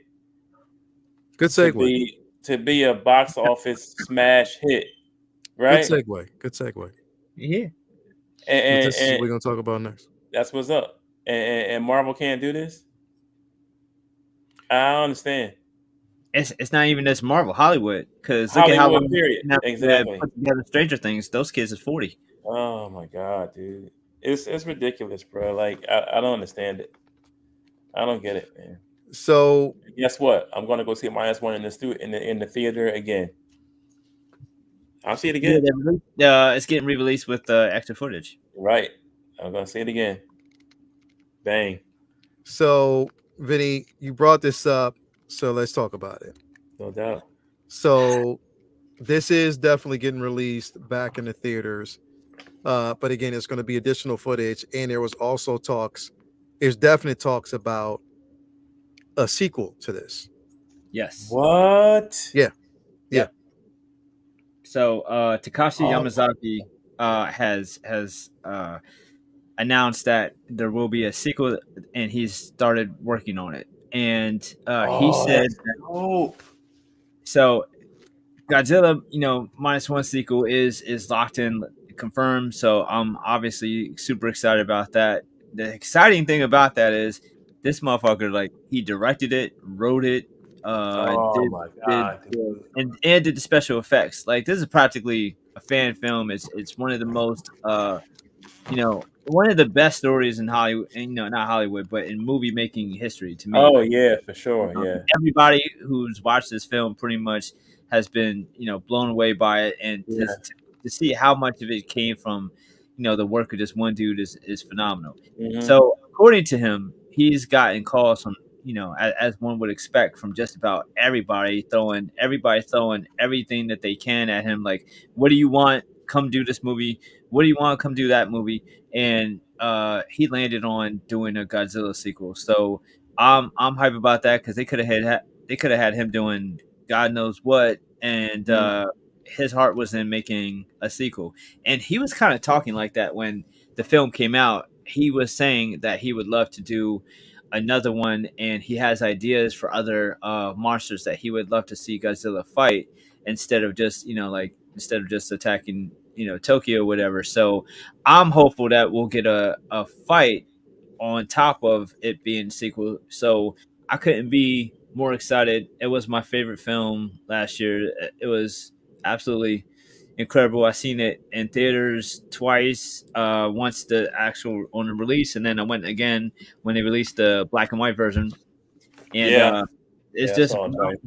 I can't wait to see what he does with the sequel. I mean, he did all that with 15 million. Just so I can't imagine how they'll shit give him 30 and watch them make something better than even King of Monsters was. So I can't wait. And see, Yeah. this is cool because it minus one was cool because it was my first time that I remember. I mean, maybe as a kid I might have saw him, but Godzilla be like straight bad. Like he Yeah. was he was off the chain in this movie, man. I never seen him like in like a evil type But was beast. he evil though? Well, you know Was what? he evil, or was it just the simple fact that again another species tainted and Yeah, you're right. tormented by You're right. You're right. man's destructive nature Bullshit. of You're right. trying to You're right. scientifically create weapons of mass destruction Mm-hmm. and Mm-hmm. infiltrating lands that have been inhabited by creatures that have been there longer than us, You're right. You're right. and he's just defending the space that he's in. You're right. So You're right. again, I look at it from that aspect of it. We Mm-hmm. invade. That's just like here. We invade lands that are basically sacred to like deer, black bears, and Mm-hmm. everything. Mm-hmm. But then we want to bitch and moan when they actually end up in our backyard going through our trash and shit. Right. Right. You feel me? Right. You're right. So You're was right. he evil? You're right. I The And didn't funny see part it is that way. the funny they part is okay. people saying, "Oh, they made it political." Motherfucker, have you watched a Godzilla movie before? Political. That's the What? whole point. The whole point is he came from us fucking around with nuclear intelligence. Exactly. Exactly. Bro, so yeah, okay, so maybe he's been him being territorial, but I never seen him. I remember as a kid just being this much of a straight beast. Like Mm-hmm. this movie Well, the was earlier awful. earlier ones, he was bad in those. It's just he Okay, became popular that they started making him more making him like, good. yeah. Yeah, yeah, yeah, yeah. Because then you got after a while you had Gazuki and all that stuff. You know, the And really, little if you watch even the Godzilla, the Gareth Edwards 2014 Godzilla, which I think is a mm, masterpiece. yeah, it's Uh, dope. One of the reasons why that was so good to me was the humans weren't running around making jokes and being funny, and Mm-hmm. you got to feel the weight of what was happening, of the destruction. Like you seen the Him from trash people San Francisco. Yeah, people's point of view what was happening as he was yeah, crushing yeah, buildings and shit like that. Like yeah. that's kind of taken away with the new King Kong joints, where Mm-hmm. everything is kind of like the people don't matter, the destruction doesn't matter. It's just fun, and like Mm-hmm. that's Mm-hmm. not it's not supposed to be fun. It's supposed to Right, be heavy. So right. Terrifying. yeah, Terrifying. Exactly. yep. Mm-hmm. So I'm hyped for it. I can't wait. Yeah, I'm Yeah. going to see it again. I'm going to see it again. I enjoyed it, man. I saw it Yeah. twice, black and white and regular, bro. And every time I watch it on Netflix, bro, that scene where he's in the water behind the boat, I Mhm. think of Vinny's picture. Ah, that's a dope shot, man. That's a Thank you. dope I shot, was in the boy. theater like I couldn't wait to get home and go draw it. Yeah, that's a Yeah. dope shot. That's a dope shot, bro. Yeah. So, So let's get into this next here. Again, because I want to get to this before we actually get to, because I know we have a tendency to talk about the penguin, long enough. mm-hmm, We actually have a tendency to do that. So I'm it's gonna say this classic. right off the rip, bro. And me, This is basically just me because I know like I'm amongst, you know, pretty much more so a minority or, you know, when it comes to this particular show. Mm-mm. But I'm gonna tell you right off the bat, bro, like I absolutely fucking enjoyed episodes 8 and 9 of WandaVision. I mean, not WandaVision, Agatha All Agatha, Along. easy. I did. Don't I, I, disrespect I, WandaVision. not, bro. But here's the thing, bro. It's not even disrespect. I think that they basically did such a Uh, good job with her backstory, such a good job with introducing Billy in death. Again, bro, like I followed yeah. it and I liked it. And here's the thing, bro. Numbers don't lie. Mm, Numbers don't lie because the viewership for this show went up each and every week. Each and every week, motherfuckers were watching this. It went up about 52 or 53%. So viewership doesn't lie. People watch it. And I think what helped this show was the simple fact that people liked WandaVision. And they wanted to basically see how this would tie into it. And I think that they did a good job with episodes 8 and 9. I liked that they switched it. We didn't get the big, huge climactic battle for episode 9. We got that in episode 8. They told her backstory in episode 9, which made sense for 8 yeah. because of where they went with it. And I like that approach. They made it the calm after the storm. You know what I mean? And I like that it was a tragic tale, bro, but you understood why she's the way she is, the direction that she took. And it's not a redemption story because she's still a psychopath in a sense because of her Mm-hmm. power scale, but we know why she's helping Billy. We know why she's basically linked to Billy is because Because of she Nicholas. believes Billy is sort of like Nicholas, like her Mm, son. She lost her son and she can't stand to see another one lost on her watch. So the self-sacrifice actual version of this in episode 8, I was cool with that. I even like the way they did death, bro. That was pretty dope. You know what I mean? mm, But again, it's up for interpretation. I know I'm the minority, but I enjoyed the show all in all for what it was basically worth the entire season. I liked it. I was happy with the outcome. Benny, did you watch it? Yeah, I felt throughout the season that there was parts of it that I cherry picked to enjoy, even when I felt like this just ain't for me. It's just not hitting for me. It's little. It's just I don't know. It's not my cup of tea, and that's fine. I didn't feel like it was necessarily, made for me. But I'm pulling from it what I like here. I'm pulling from what I like there. I'm like, all right, it's cool how they did that. It's cool how they did that. However, once they got to the last two episodes, and a lot of people say seven too, but for me, seven didn't really hit. 8 and 9 though, uh, 8 and 9 to me, I feel like is a one-two punch of maybe in the top 3 to 5 strongest finishes for any Disney Plus show. Period, Mhm. because we have watched time and time again them set up a million spinning plates and not have any kind of like exit strategy. Like, how the fuck they gonna resolve all this shit in the last episode? And instead of doing that this time, they resolved everything, and then they went to the epilogue, and the epilogue was so dope. It was even better than the finale. Yeah, yeah, Like yeah, yeah, yeah. like Yeah. that final fight, everything, it wasn't hokey. It was arguably like a more uh well, it wasn't better than the Scarlet Witch Agatha fight in No, WandaVision. no. That it had that one had some issues that they avoided, it being a big CGI fight. Like that one I wish was maybe less of one, but it made sense for that to have to be. They didn't bite off more than they could chew here. They kept it grounded, they kept it simple, they kept it practical to a point where it wasn't some huge big like overly produced thing. They kept it uh and managed expectations. I loved them going full blaze with Wicked's costume and having him uh and the way Yeah. he interacted in that final fight. I think it was really well done. Aubrey did a great job. Catherine did a great job. And then in that final episode where it flashes back. I think the brilliance of that final episode is it flashes back and it tugs on your heartstrings of what Agatha went through with losing Nicholas. However, it at the same time it it emphasizes that this isn't someone who was justified in her actions because No, of the trauma. This bitch was a cold-blooded killer, killer. like Like, cold blooded, and using her child and, to do and, it. and you think about it, this wasn't someone who was like, I have to because I have to defend myself. Like, she was manipulating, tricking, and murdering hundreds A of God witches. knows how many witches. Like, and all women. It's just it was tragic to see uh what she actually was doing. This wasn't like someone who was just like, this wasn't an anti-hero. This was a straight up villain. The I villain. mean, Yeah, it was.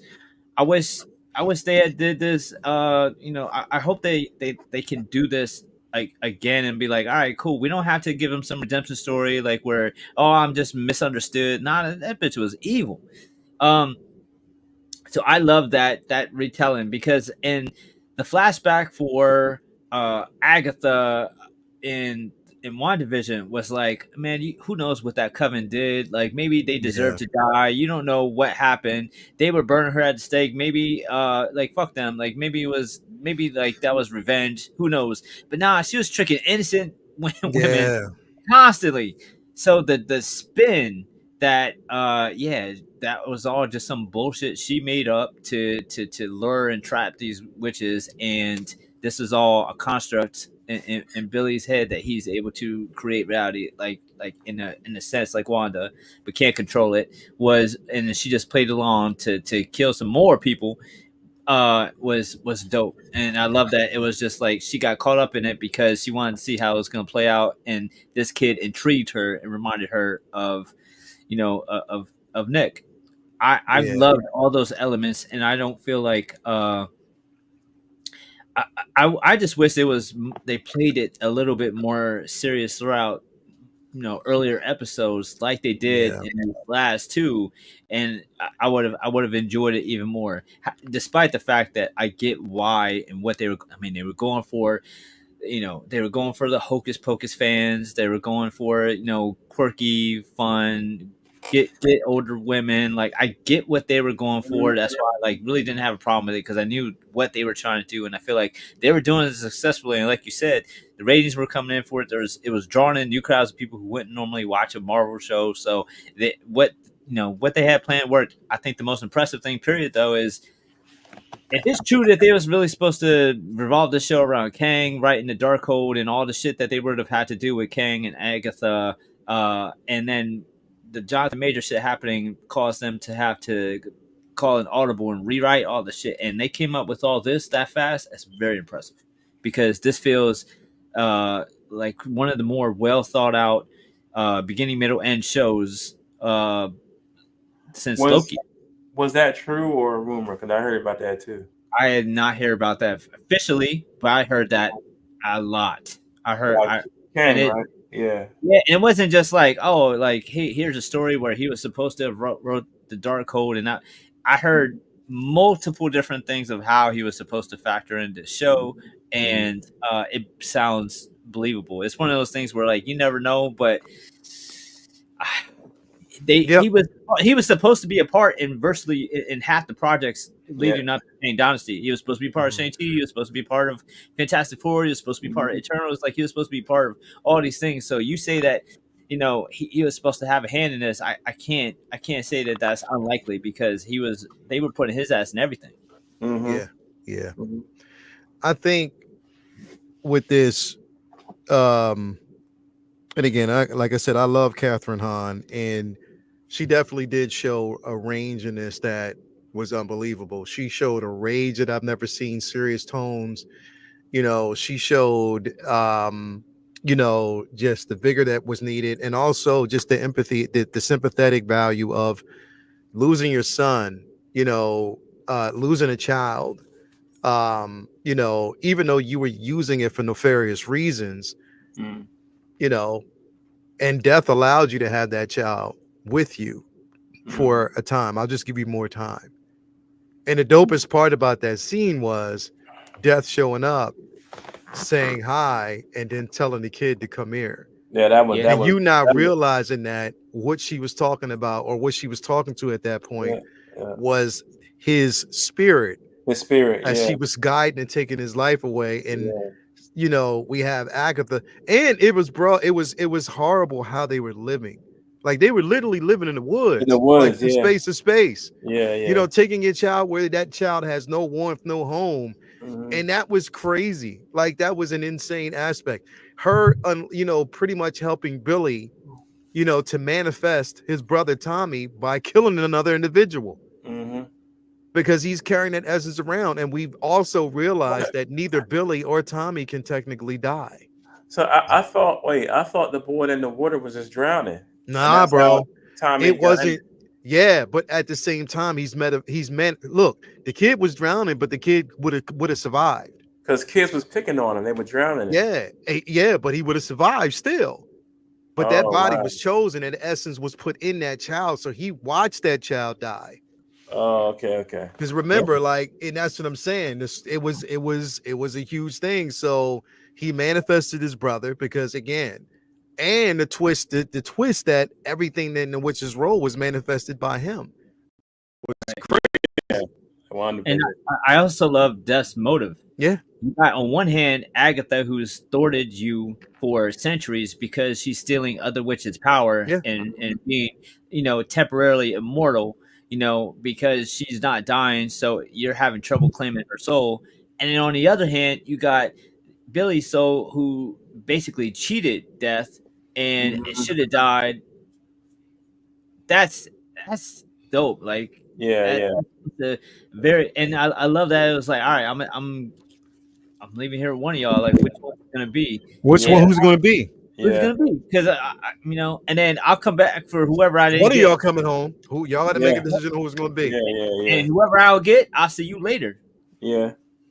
Because one of y'all coming with me. Ain't I gonna be no just fuss. Yeah. I don't know. I mean, the last two, I guess they were good enough to sit and watch the whole thing, and I have some type of I guess relief that it's over for right now. I'm glad she's a ghost. I'm glad I won't see her no more. She's a ghost now. Oh That's no, you're going to fantastic. see her. You're going to You see can her see again, it bro. again. Uh, You're going to see her again. That's the thing. Like that's the aspect of it. You're going to see her again. mhm. But the thing is, bro, like honestly, when you think about this show, bro, But the let me tell you, have you watched every episode? I skimmed through them. I didn't like the show. Okay. The Well, last two, the last and two, that's cool. That's the cool. If you last didn't two like it, I get it. episodes, I get it. I really liked because I got to see Wiccan, you know what I mean, in his suit. You know what I'm saying? That was dope. And they did it right from the comics too. They had like the freaking stars on the side, like in the comic book. That was raw. I like that. Um, 9 messed me up when they took Nicholas away. When she came and got nigga, I was like, damn, bro, not the little boy, bro. Like, damn.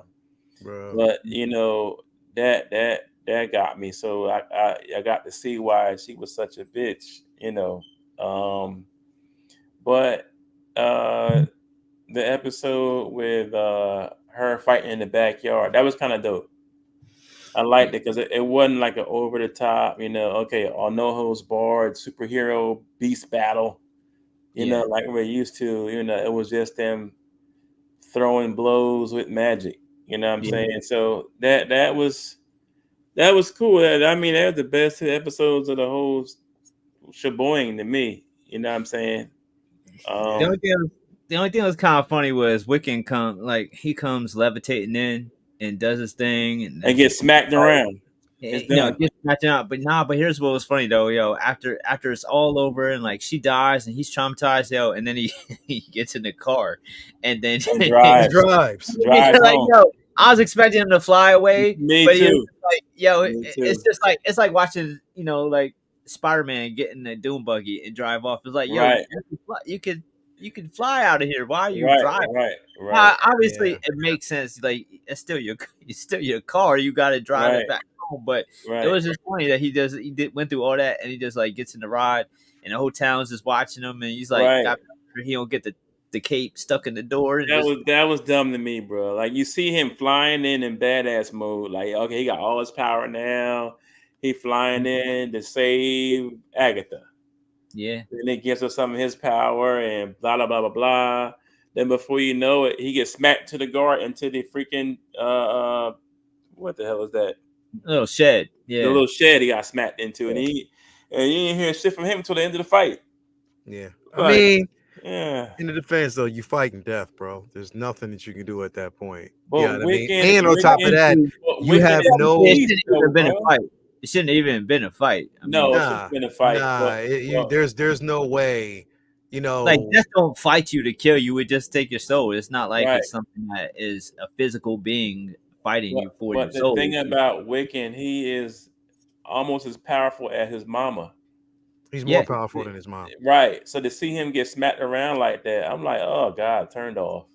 He was Well, I knocked mean, out in the we're shed. coming into a space where again we're dealing with Wiccan in his earliest stages. He's not really Yeah. coming to his own when it comes to his power. So Yeah, that's true. again, it's just him learning. He's learning every aspect of Yeah. at the moment who he is. Yeah, that's true. You know what I mean? So we Yeah. still don't see like that leveled up version of Wiccan, which we will see eventually because again, he has to learn Okay. somehow. And Yeah. on top of that, they're both going to look for Tommy. So she's going to be teaching him some things, you know what I mean, about his power. Mhm. It's just that, you know, she's not the same old Agatha. She's for her, she's reached her final boss mode where yeah, now she's in between life and death in a sense where death can't take her like she would want to. And That's I think great. that was the whole motive because again, what's keeping Agatha alive is Billy's will. And Mhm. because Billy's abomination, you know, death can't take him willingly without him sacrificing himself. He has to give himself over to death. So again, right now, there's nothing she can do about it. You know what I mean? Because he's that powerful, and he's only a chip off the old block of his mom. So again, she manifested these individuals with her power and the dark hold.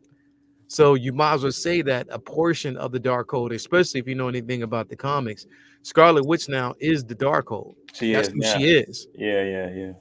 That's who she is. That's how powerful she is, but that's who she is. She's the dark hold. So, you know, where do we take it? Anyway, I enjoyed it, bro. I definitely enjoyed it for what it was and what we got from it. It was definitely an incredible show. And I'm definitely excited about it. I love it. I can't wait to see what happens next. But we also know that there's going to be Vision Quest and Wanda's coming back in some way, shape, or form. And rumors are, again, this is all taken with a grain of salt. It's just rumors. But the rumors are is that she's actually in Latveria with Doom. So we'll Oh, see. okay. Oh, We'll yeah. see. From the comic. That's the rumors. I'm hoping it's not like that because again, you're taking away from a story that should be told about Doom himself without Without any her. ties into any other character. It should be a single shot where you're focusing on him first. Mm-hmm. Then if you want to bring those stories in, do that. But not right off the rip. Don't do that. I hope the Ghostbusters come and pick her up. What? That's what I want. I want a universe crossover where the Ghostbusters come and get Agatha. Bro, did he just say I'm that? so tired of it, man. Like, I'm calling the Ghostbusters on her ass. Let me call. Did you Where's just where's Egon at? wow. you Where's literally Ray? just Where's said Ray? Ghostbusters? Yeah, and the Ghostbusters to come do a cross universal sweep and get her. It's literally funny. Get her. That's super funny. Can't believe you said that. Anyway, man, let us know what y'all think. If y'all enjoyed the episode, let me know in the comments below. Next up, we got this right here, man. We got Oh man, dude. episode 7 of the Penguin, and here's the thing, like it's the show is meeting me in a space where you have to really tone down the expectation. What you think is going to happen is definitely not what's going to happen. Mm-hmm. What you think is there is definitely not there. Mm-hmm. You know what I mean? So you sort of have to literally change your perspective. Mm-hmm. Change it. Because it's definitely not that. It's not what you're thinking. But I think it definitely, this episode, each episode keeps getting better and better. I almost thought that in the first scene of this episode that maybe she would close the door, as she already knows that, you know, where he is, and let the mom have the moment. But bro, Vinny, I'm gonna tell you this, bro. The conversation between Sophia and his mom was a fucking masterclass of acting. Mm-hmm. Yeah. It was a brilliant exchange. That was a fucking Emmy nominated performance, bro. I'm like, get the fuck out of here, bro. Let me tell you, I was geeked. It was a great exchange between them two motherfuckers. I was like, Oh, you would pop on. Look, he would pop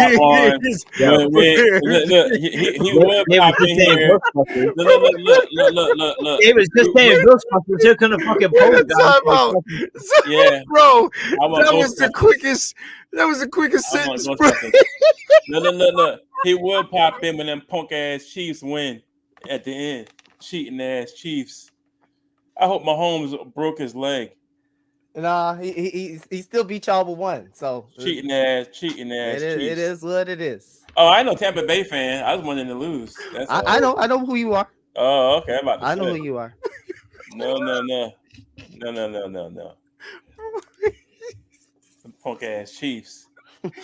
Bro, I'm in the background and I'm trying to pull out pictures and Bloomer just busting. It just busted out of nowhere, bro. I was like, yeah, that's not Vinny talking. Listen, I got a break. I gotta finish this last paragraph for this essay. So I gotta break out. All right, bro. What's your thoughts, real quick, though, on this episode? Why you here? I love the Penguin show.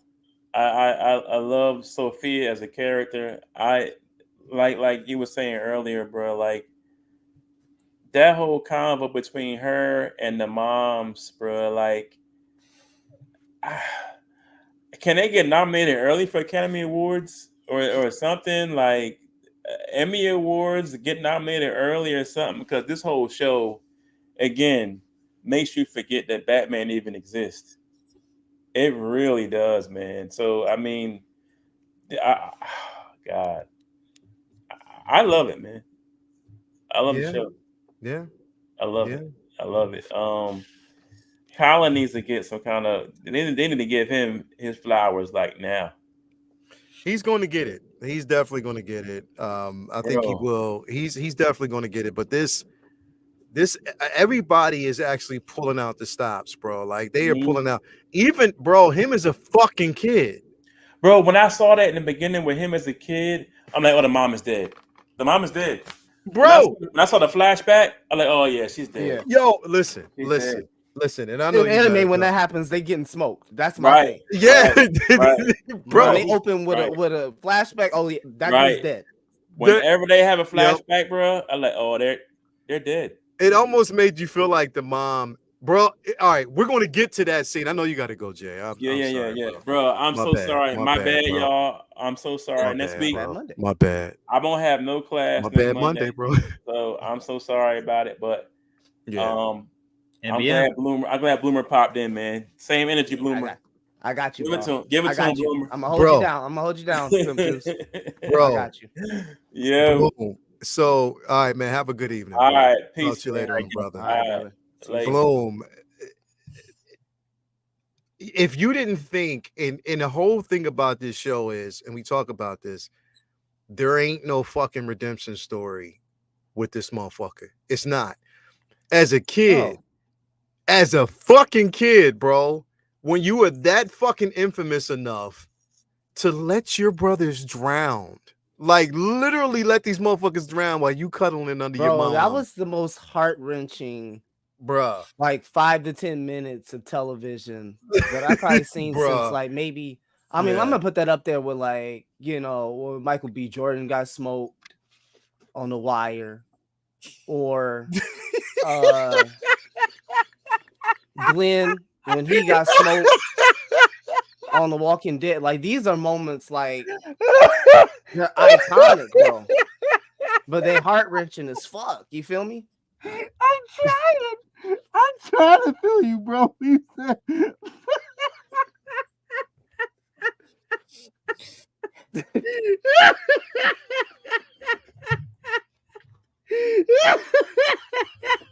My bad Monday. My bad Monday. No, My bad I, Monday. I want the rest of the top 10. The rest of I gotta make that.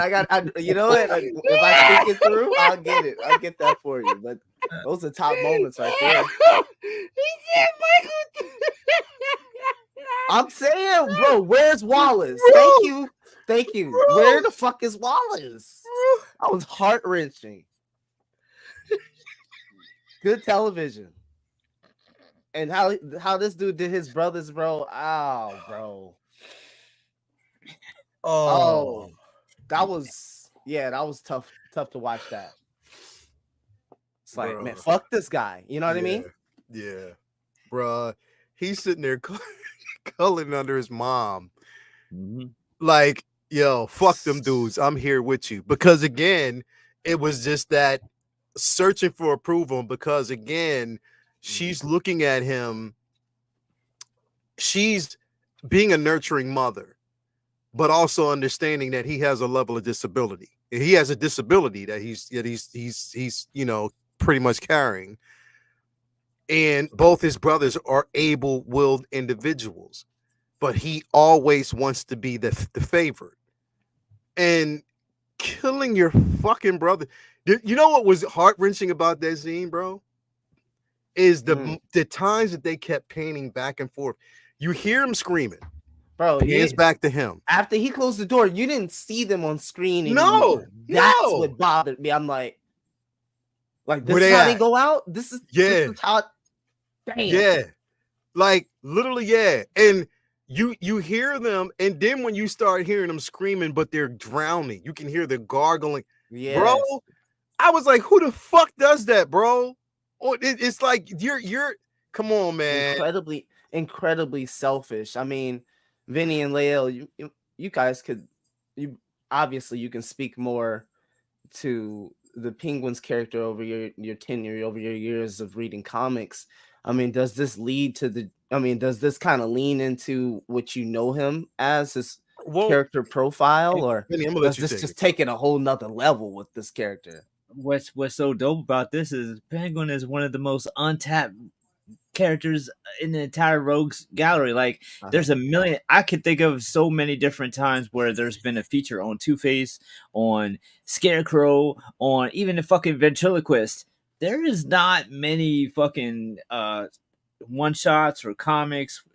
He's the Aquaman of Batman's Rogues gallery. He's never taken seriously. He is always a joke. This is why when they said, Penguin's going to be in, Matt Reeves' Batman, I'm like, I get him being in Tim Burton's Batman because aesthetically and visually, it's a very appealing, bizarre character to have to contrast Batman. So visually, I understood that, but from a grounded perspective, doing it mobster style like Reeves was doing, I was like, all right, cool. But I didn't think that there was much you could do with it as far as flesh it out. So when they said they were going to do a Penguin show, I figured maybe that we were going to get something like this as far as concept, like a mafioso type show. But to have fleshed out his character in the way that they have is absolutely just stellar writing, and it's just a testament to how much artistical growth and character development that you can get even in a comic book type show that's always so belittled and thought of as just silly. And what they're doing with it is fantastic. And there's all this shit isn't stuff from the comics. This is stuff that they're making up, and they're going there. It's like an Elseworld type of thing. it emphasizes what I'm sure you say, and Leo and I have talked about for years. It's like, all right, cool, change some shit if you want to, make it good. Like there's characters where their background, their source material, is super important, and if you change it, it's like, what are you doing? You're fucking it up. And then there's characters whose backgrounds have never really been fleshed out very well, so it's just like, all right, you got more leeway. And then there's a lot of times where it does well, it does bad, but this is obviously one of those examples where they had kind of a blank slate to make some shit up about who he was and how he came up and where he came from, and they've obviously been running with it. And the beauty is, this is a grounded world, but they are leaving like all types of breadcrumbs. Like, think about, like, all right, his brothers are dying.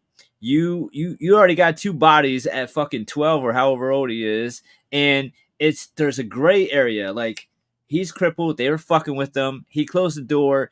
There's the slight reasonable doubt, like, all right, maybe he didn't realize that they would drown. Maybe he thought he was just going to scare them, and tomorrow he would say, all right, mama, they're over here. Or maybe he would go back and be like, all right, y'all learn your lesson, stop fucking with me. Maybe he just thought he was trapping them for the night and they just had to deal with being scared. But then there's all these overtones, right? Like, he's watching a fucking dance routine with everybody dressed in tuxes. That's his fucking costume. Then they Top all hat. top hat, all the whole. All right, so there's that breadcrumb, like, all right, wink, wink, nudge, nudge, like, all right, if you know, type shit. And then right after that, then you have flash forward to the next flashback with mom's bugging out with her dementia flashback. Yeah. They're just boys, they're out there in the rain, they don't have umbrellas. She said umbrellas like 8 times. Like, hey, you guys, penguin umbrellas, get it without knowing that, like, all right, we're not gonna give them the whole fucking the stick with the umbrella gun or nothing like that, but it's still like, all right, this is for y'all who read, like, this is for y'all who know the characters, this is for y'all, but we're still gonna keep that shit over here. But like, even like the references of him being in a tunnel rummaging through the sewage. Exactly. Him having his bases of operations in the fucking In the sewage. sewage, Was just like, all right, you didn't give him a big giant fucking yellow duck boat, but here's a reference to it.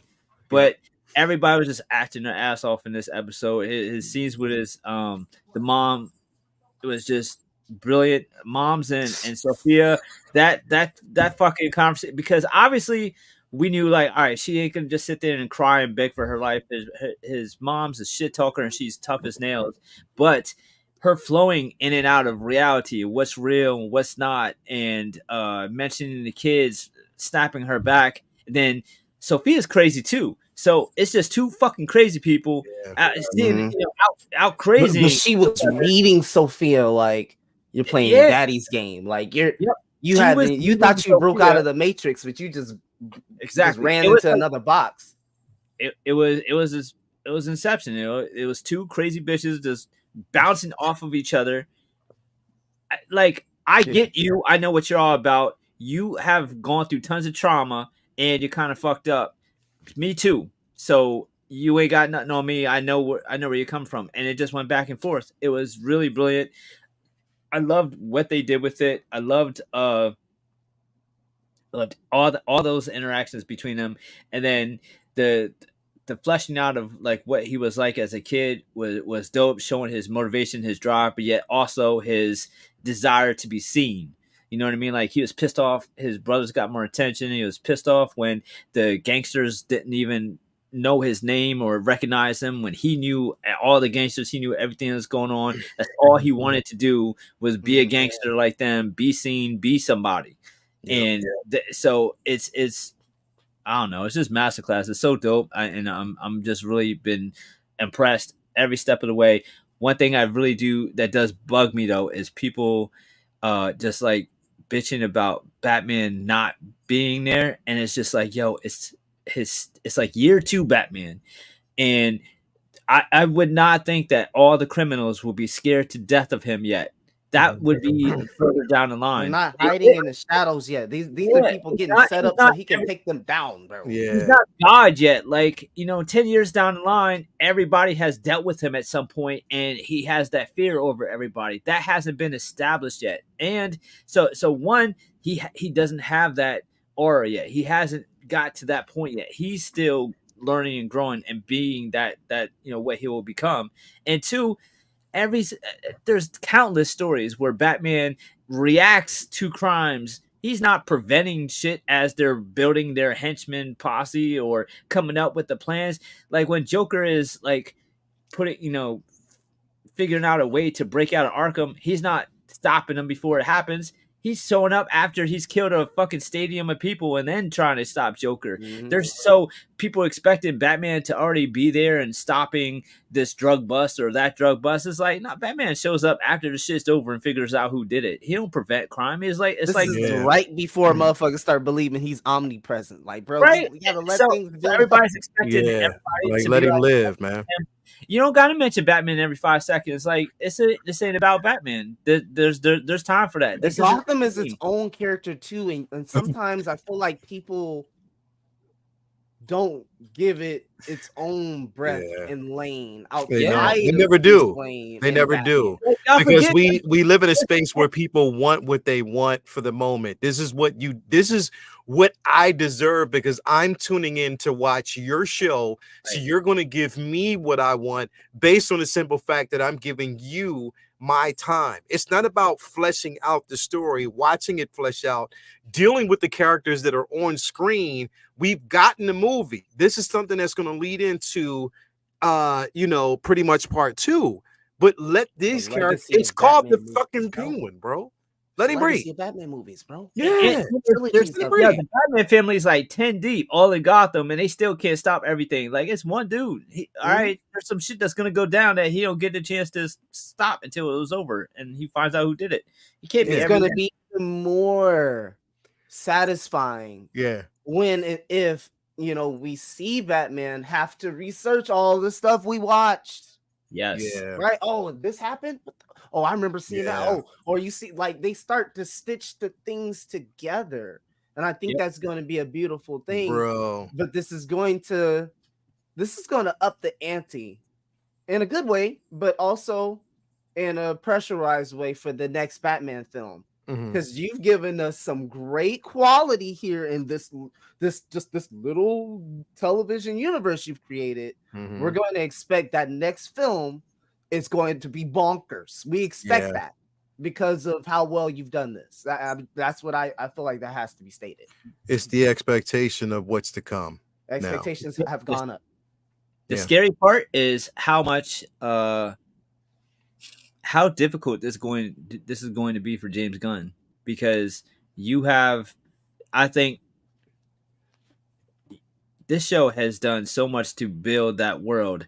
You are not going to get away with just doing like another Batman movie and just being like, all right, cool, let's switch to the Brave and the Bold Batman and that be the DCU. I felt like when they started the Batman, it was like in a limbo between DC, EU, and whatever was going to come. And it felt like, all right, cool, we'll do a few of these movies. And by the time that's done, it'll have ran its course like most of the Batman franchises do, because none of them have done more than 3 films.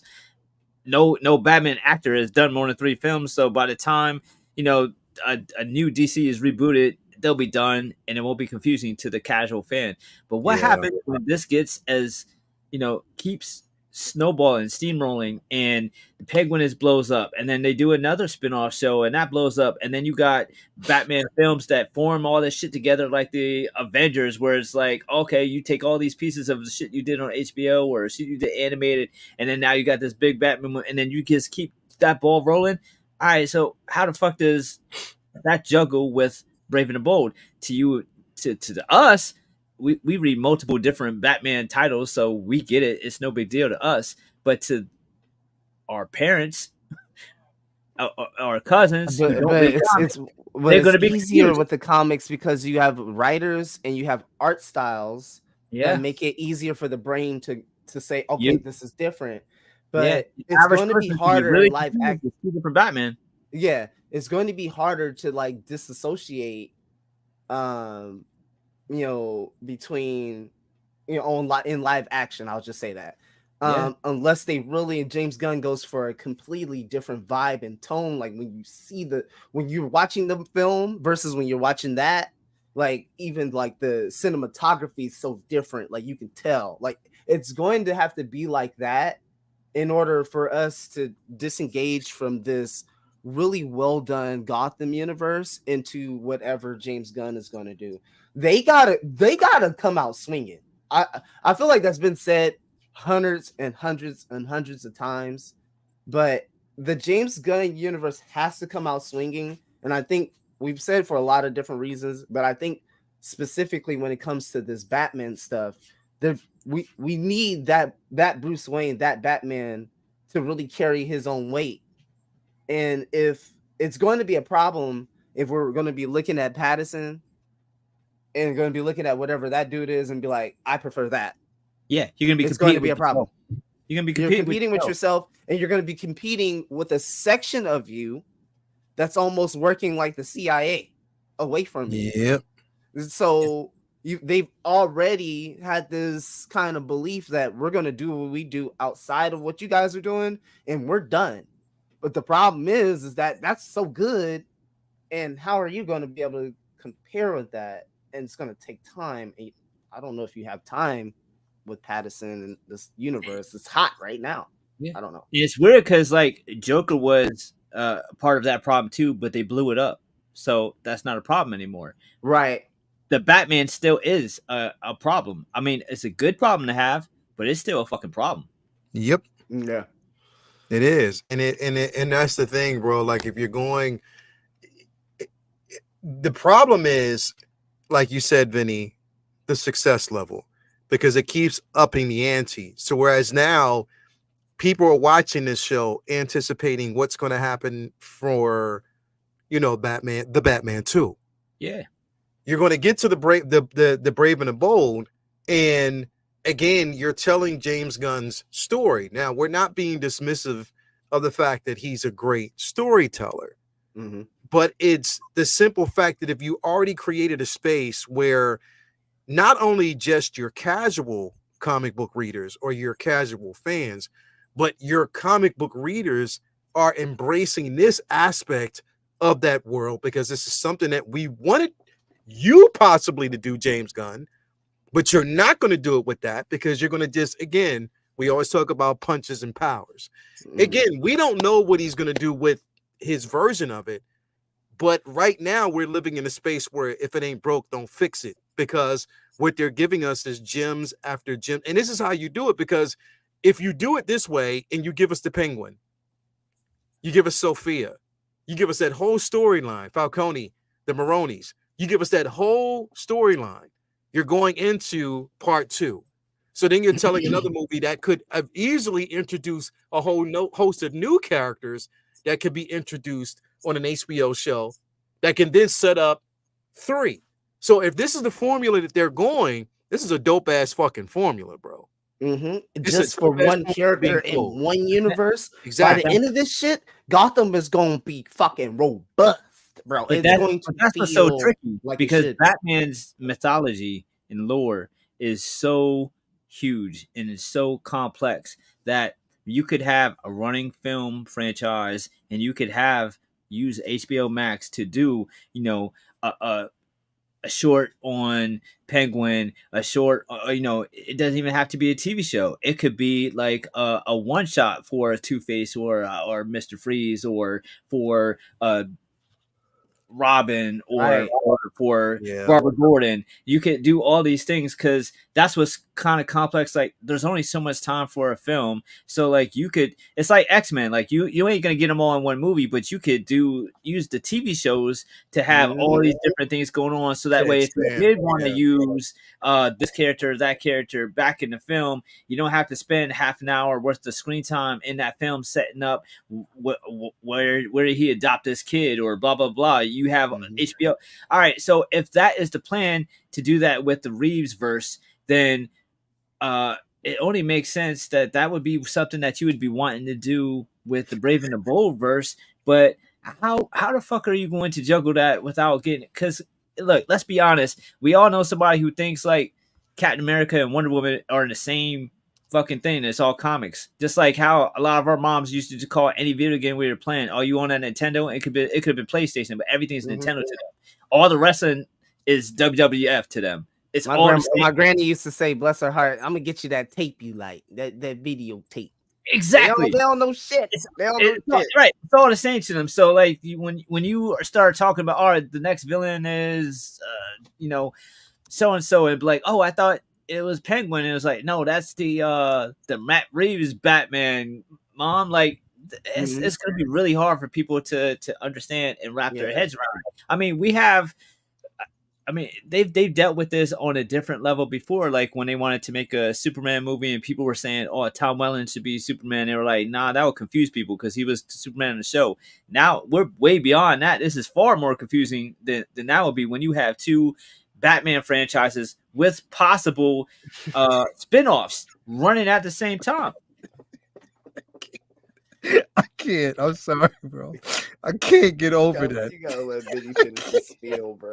I can't, bro, because you were going into such a sentimental moment, bro, and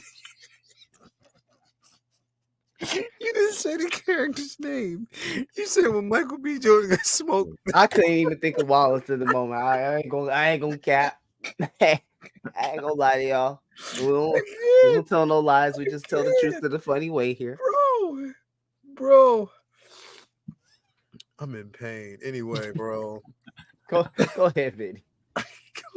Yeah, I'm good. That's it's a good, like, again, it's a good problem to have. It is. So stellar. Yeah. It's doing and also, bro, like, Vinny, if he chooses to let that story play out and don't get overzealous or jealous about the simple fact that these stories are being told in a way that people have, because you're overseeing this whole thing and you want that success.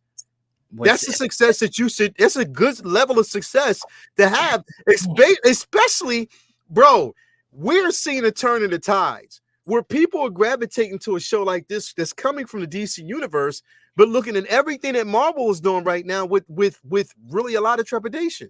So this is a good problem to have. But here's what's tricky about it. This is all right. To me, I feel like Gunn, and we've said it before.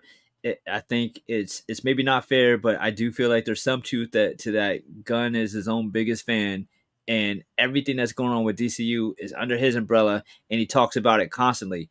I almost never hear him talk about Penguin or the Reeve's shit. However, it's successful. And as much as he likes to talk shit that he's in charge of all things comic book related, DC related under Warner Brothers, no, he ain't. He still got bosses ass to answer to, and they aren't going to let him scrap this because it's doing so well. So how much does he try to? FBI can't touch the CIA. CIA has their own parameters. You can't go. You mad because you can't go over there. Exactly. And cut them up and do how you like. Exactly. But they beat you to it, bro. So there's going to be some animosity, I feel like, because this is the only thing that he's not in control of. And you look at everything else. So even the fucking cartoon, he's pushing like it's, the Messiah. Like this, the second better be good. Because and here's the thing. Gonna be clowning him. So this is what I'm saying, and I'm glad you brought that up about the cartoon.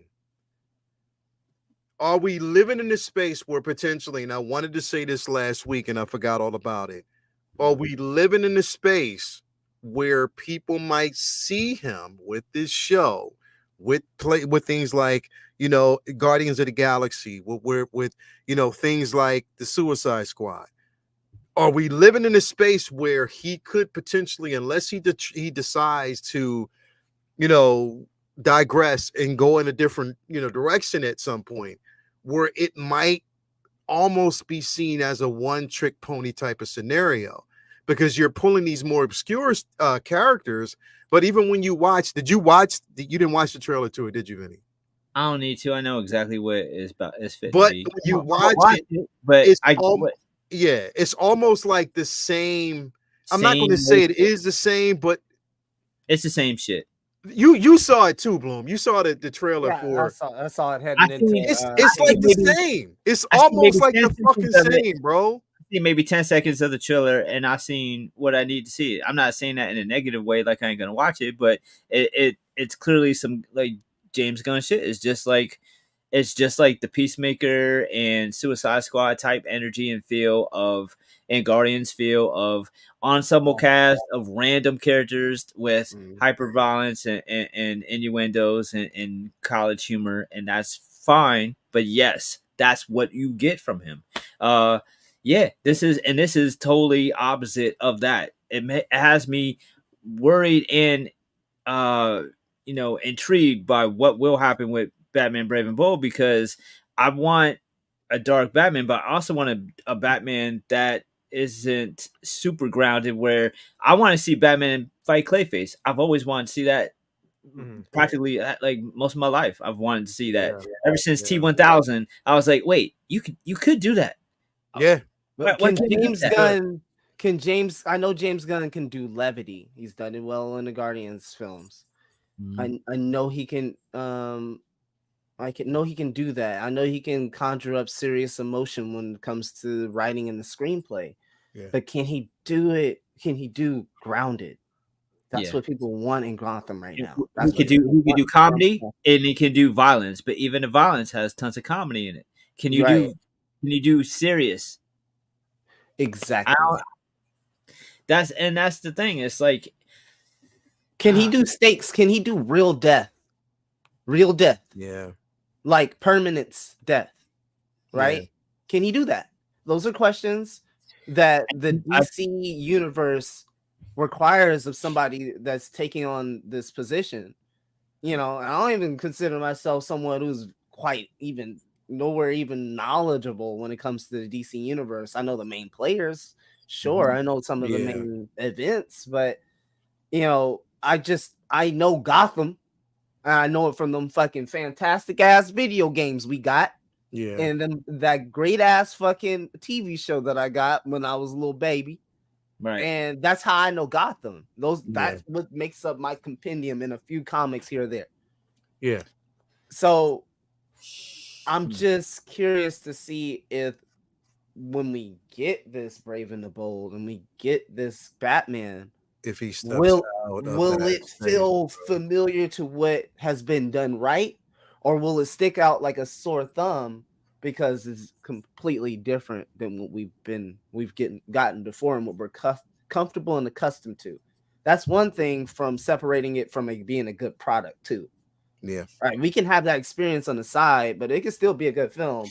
But also we can have that experience on the side and it could also be shit. So what I'm explaining to folks out there is nuance. Yeah. The internet does not know how to spell that word or define it.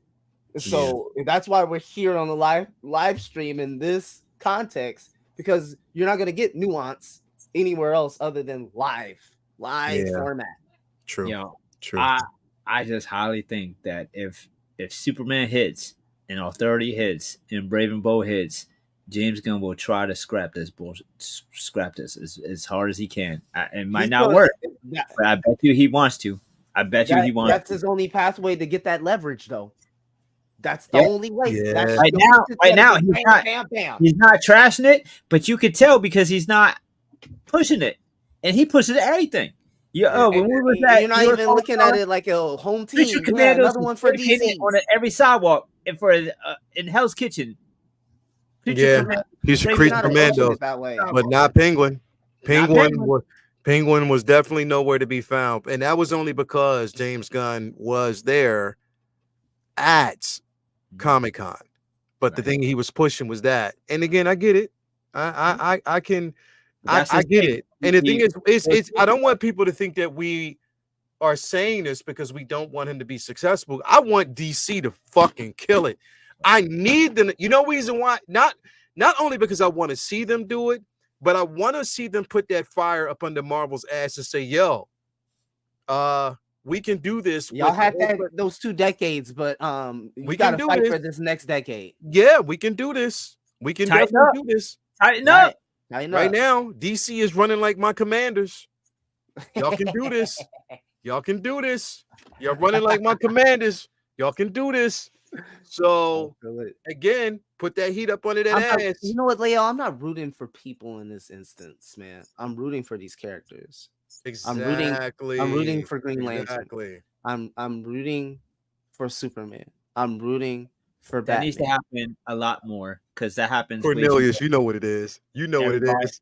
Everybody puts stock in the actors and not the IP. Actors come and go. IP has been around for centuries. Yes. Yeah. Do the characters right. Do the characters right. I want to see, obviously a lot of people, and I immortalized her in my collection, Gal Gadot. They will have loved to see her at least give another try at it, but it's okay. As far as the Wonder Woman character, I love her as Wonder Woman, bro. I'm rooting for Diana, Wonder Woman, to have a real uncontested spotlight in the limelight. Bro, did you see that? They deserve it. Sasha, this from the 30s and 40s, bro. Yeah. Did you see Sasha Calier's heartfelt? Yeah. That shit killed me, bro. That she will be immortalized because there's nothing after that. No, for her, at least, bro. That shit broke my heart, bro. Yeah, because she was signed to a couple picture deals, bro. Yeah, they scrapped it, and they completely fucking scrapped it. And that's what a lot of people have to understand when it comes to when you're dealing with these corporations, these mega corporations, these investors. If they don't want something to happen, they will scrap it. If they don't want to pay your ass or bring in extra staff to make you feel comfortable, make your job easier, they won't fucking do it. Yeah. That runs from entertainment to fucking McDonald's. It goes everywhere. It's everywhere. It's pervasive through almost every industry. That experience of you're beholden to these people who really don't know your day-to-day, don't know how you feel about this job, how well you could do it. Yep. There's no eyes there. They're looking at black and white. They're looking at dollar signs, and they say, I can't make that decision. Mm-hmm. I gotta disappoint people. Oh well. But that's the experience we live here on Earth. You can't escape it unless you're the CEO, and then you're gonna be on the other side disappointing people over and over and over again. You got to have a thick skin. That's why most CEOs are assholes. They turn into it over time. This country's it's not, this world, as much as it's hard to say this, it's not built for the sweethearts. Nah, it's built for the assholes.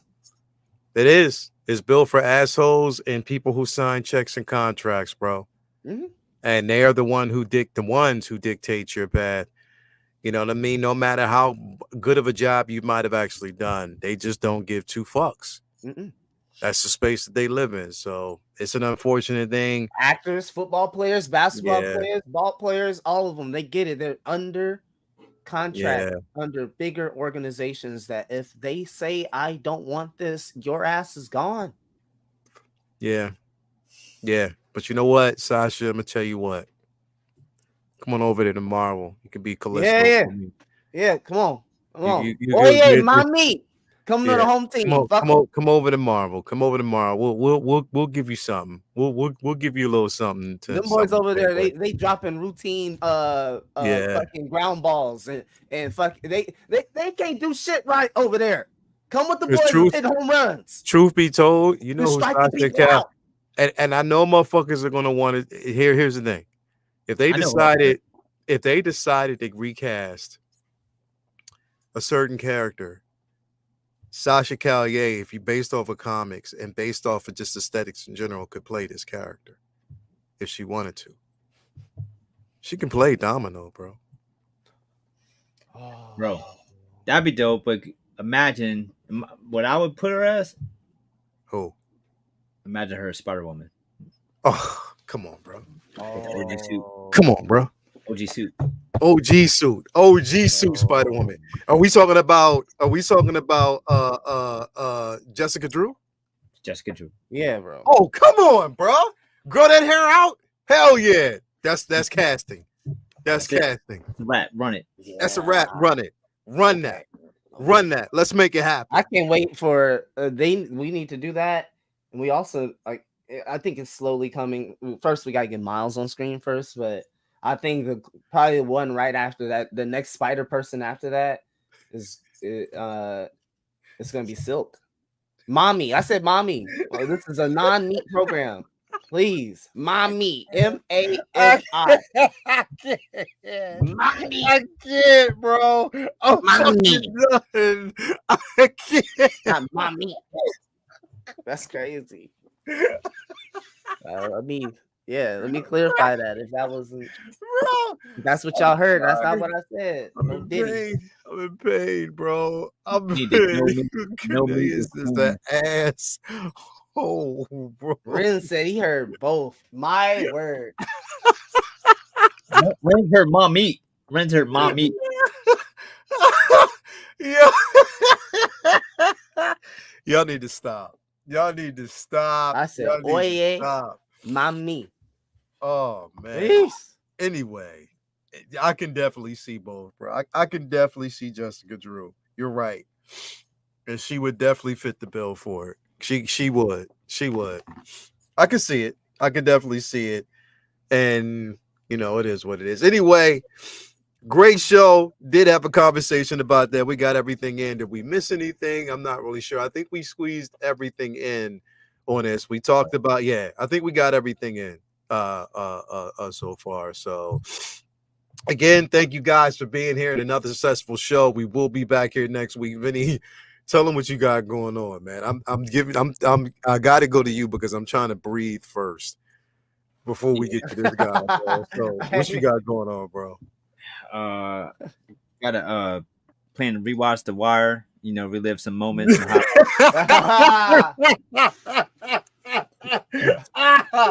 Oh, bro, I swear to God, bro, it was how he set up.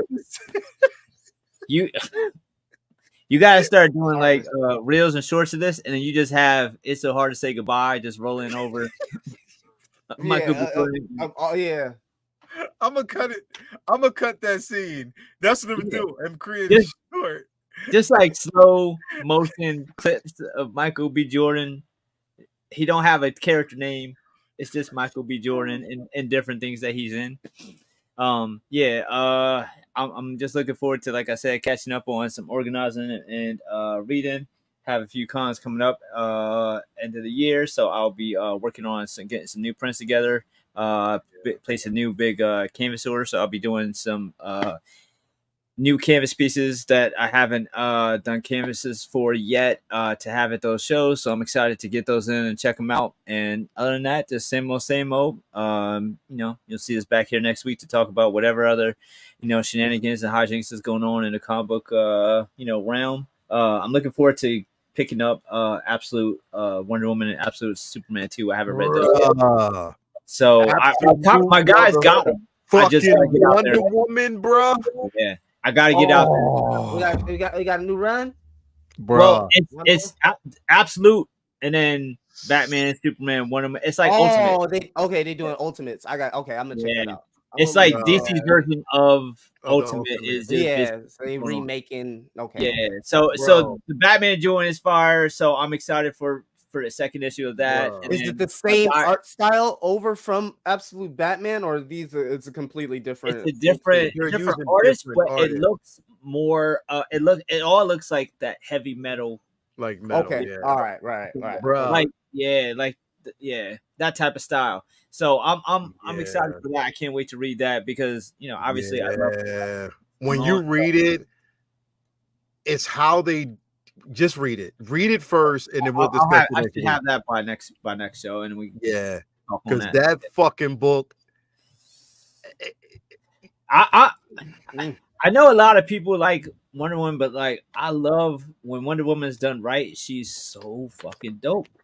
She's so dope because to me, I know it sounds like I don't know how it comes off, but I feel like Wonder Woman is so cold because there's not. As much as people like to place motives and agendas on the Wonder Woman mythos, at her soul, at the crux of the character, is a bitch who just loves to scrap. Yeah, Yeah. bro, and that's my point. That's the Wonder Woman that we haven't seen yet on screen.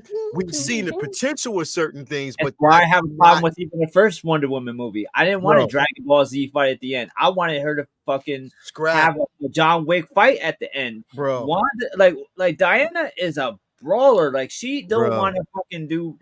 She don't want to do. No, she wants to punch you in your Bro. face. She likes fighting gods. She likes She fighting like gods. she's a goddess. and that's the Bruh. one things that animated shows or movies have gotten right. She likes the If fucking you take brawl. the first Wonder Woman movie and then like put in the animated fight with Ares at the end, because that animated fight with Ares, they was going at it, and then you got Crapping, bro. and then you got like the principal from Ferris Bueller. You can't fight him, so you had some fucking CGI fight. It was bullshit. It's like I wanted to see her like go, and I mean, they could have easily hid. Yeah. You know, like, all right, I know she's not like a trained martial arts or nothing, but like it's Hollywood. Fix it. Just fucking have her fight. You have her like clearly like smiling when Doomsday knocks her down because she's so that's the pose. That's what she loves. That's Yeah, what she you're loves. right, Jeffrey. He be dying a lot though. Yeah. Yo, Vinny,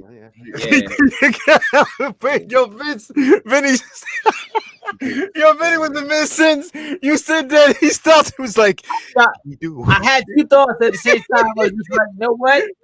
He's not quite Sean Bean, but he's on that path. He is definitely on that path. Yeah. But nah, man. Definitely, bro. When you read that fucking Wonder Woman. Yo, next week when he's like, this was when he lists his top 10, and number 3 is like when Michael B. Jordan died at Fruitville Station. Like he's just bro, I would just forget all of his character names, bro. I would say him, Lori Harvey ex-boyfriend when he died, bro, in that one movie. In Africa, in that one. The week after that, he gonna be like, yeah, like, bro, when Michael B. Jordan died in Chronicles, bro. yeah, and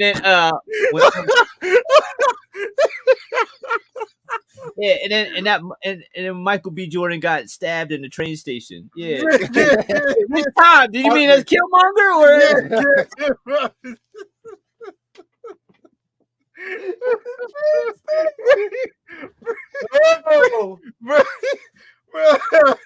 Vibranium deposit or something. That is twice he died in the train station. He did, yeah, bro. I'm saying he be dying. Yeah, he died. Almost died in Creed. Shit, Michael be dying. That's how Jonathan. They just came out looking like a fucking tank. I was like, "You're dead, bro." I don't give a damn what you, bro. It's Michael B, bro. Like straight up. Y'all gotta give my boy a little bit more credit, Michael B. Jordan. Just give him a little bit more credit. He's working hard out here. He's not gonna go down as a Denzel, but we don't need him to be. He's killing it though. Still, he's doing his thing, bro. He's Michael B. Jordan. He said, yo, Fruitville Station was traumatizing. Yeah, it was. Oh, my Lord. He said, that's like Tom and Offen, him and BJ stabbed in train station. Yeah, bro. Anyway, thank you, Vinny, and thank you for being here as always. Remember, you can go to Vincent Dunn Art on Instagram, and the link to his store is there as well. So definitely make sure you head on over there. Bloom, what you got going on, bro? Man, always first and foremost, always a pleasure to be here. And I dipped in. I thought I was gonna be in here earlier, but my offense didn't take care of it. We couldn't get it first down. Anyways, bro, y'all was up at like 27. We 24 to what was that? 14. And I'm like, okay, we got the ball back. All we need to do is get a first down, milk the clock, game over. I'm on the show. But no, they gonna drop the ball. We gotta punt it back, and then Baker go all the way. I'm sitting there looking at y'all in the chat like, I guess I'm not gonna make a splash appearance. Yeah, you got to wait till that died down, bro. Yeah, I had to wait till it died down. So here now. But listen, bro, Patrick Mahomes, and I pointed this out to Toya today. He runs like Cameron Diaz's brother in Something About Mary. I say he run like He like one of does. them. You ever seen one of them big head toddlers at a daycare where they just kind of almost leaning forward and they Yeah, head too big, but where they their just head struggling leans to back. compensate and they just don't. Yeah. You see they chest out and their little feet kicking. That's how he run. It's just so weird, but he get the job done. I ain't complaining. Fuck it. Yeah, he gets it done, bro. He definitely Yeah. gets it. They what 8-0 right now? Praise God, because it could be worse with all them injuries. Motherfuckers dropping like flies. Yeah.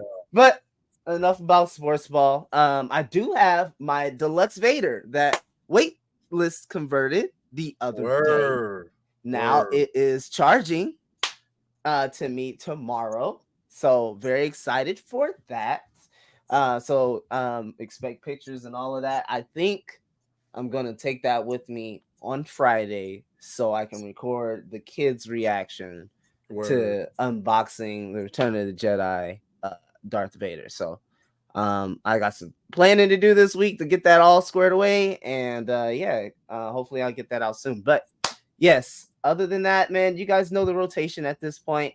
Monday here with us with Comic Book Talk with Friends. That was Agatha, which was great. But now we're really just down to Penguin, and we'll have some other few things, and I'm sure news will come up as well. So stay tuned. And also just pay attention to news out there. If there's anything that doesn't get by Vinny, then please send it to us.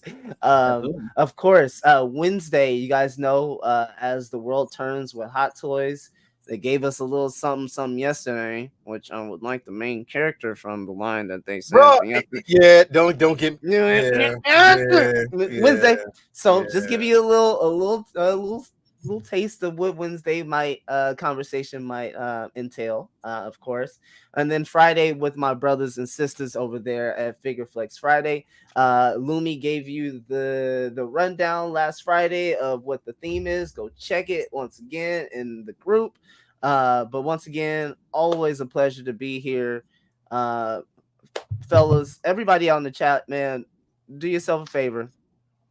Go get some Nutella. You got a lady. Go lick her down, bro. Just lick her down. I ain't gonna say which body parts, because this guy gets a little squeamish. But yeah, get creative. Get creative over there. Nutella for the win. Tell him I sent you. I can't. You know what? He said everything in every show that's going to be rocking, so I don't have to definitely repeat that, man. Anyway, thank you guys for being here. If there's an episode of The Corner, if it's worth dropping, we will definitely do that. I didn't do that for this trooper because I'm a bit mad about the simple fact that, again, you're not dropping the main character, but you're dropping a figure that you're making an exclusive over, which is some bullshit. So I was like, you know what? Fuck you. I'm not even giving y'all that's such pleasure. But again, a couple things going on. I did mod my She-Hulk. I gave her the green. I don't know if you actually can see it. So I did give her the green lipstick. Again, I wanted to make her more comic accurate, so I did give her that. So I'm just doing modifications while, I'm just kind of sitting back on figures right now because I had to get my car fixed, so things got to wait. It is, bro. Like, shit, I had to pay like what was it, $1,300 to get my shit fixed. So, yeah, shit just got to wait right now, but it is what it is. But yeah, man. Definitely we'll be back same time next week again. And yeah, everybody keep rolling. Have a good evening. And all that good stuff. Support your local brick and mortar. Make sure you do that. Read some comics. Get ready for next week because we will have some more conversations to come. So again, thank you very much for being here. Until next week, we are out. Peace, love, and hair grease and all that good stuff. And get your asses out there and vote tomorrow. Please. Yeah. Make prostitution legal, man. Them hoes, all they want to do is just fix their ass. Come on now. Get out there and vote. Make sure y'all vote. Please do. Please do. Anyway, we'll talk to y'all later. Peace out. We out. Later.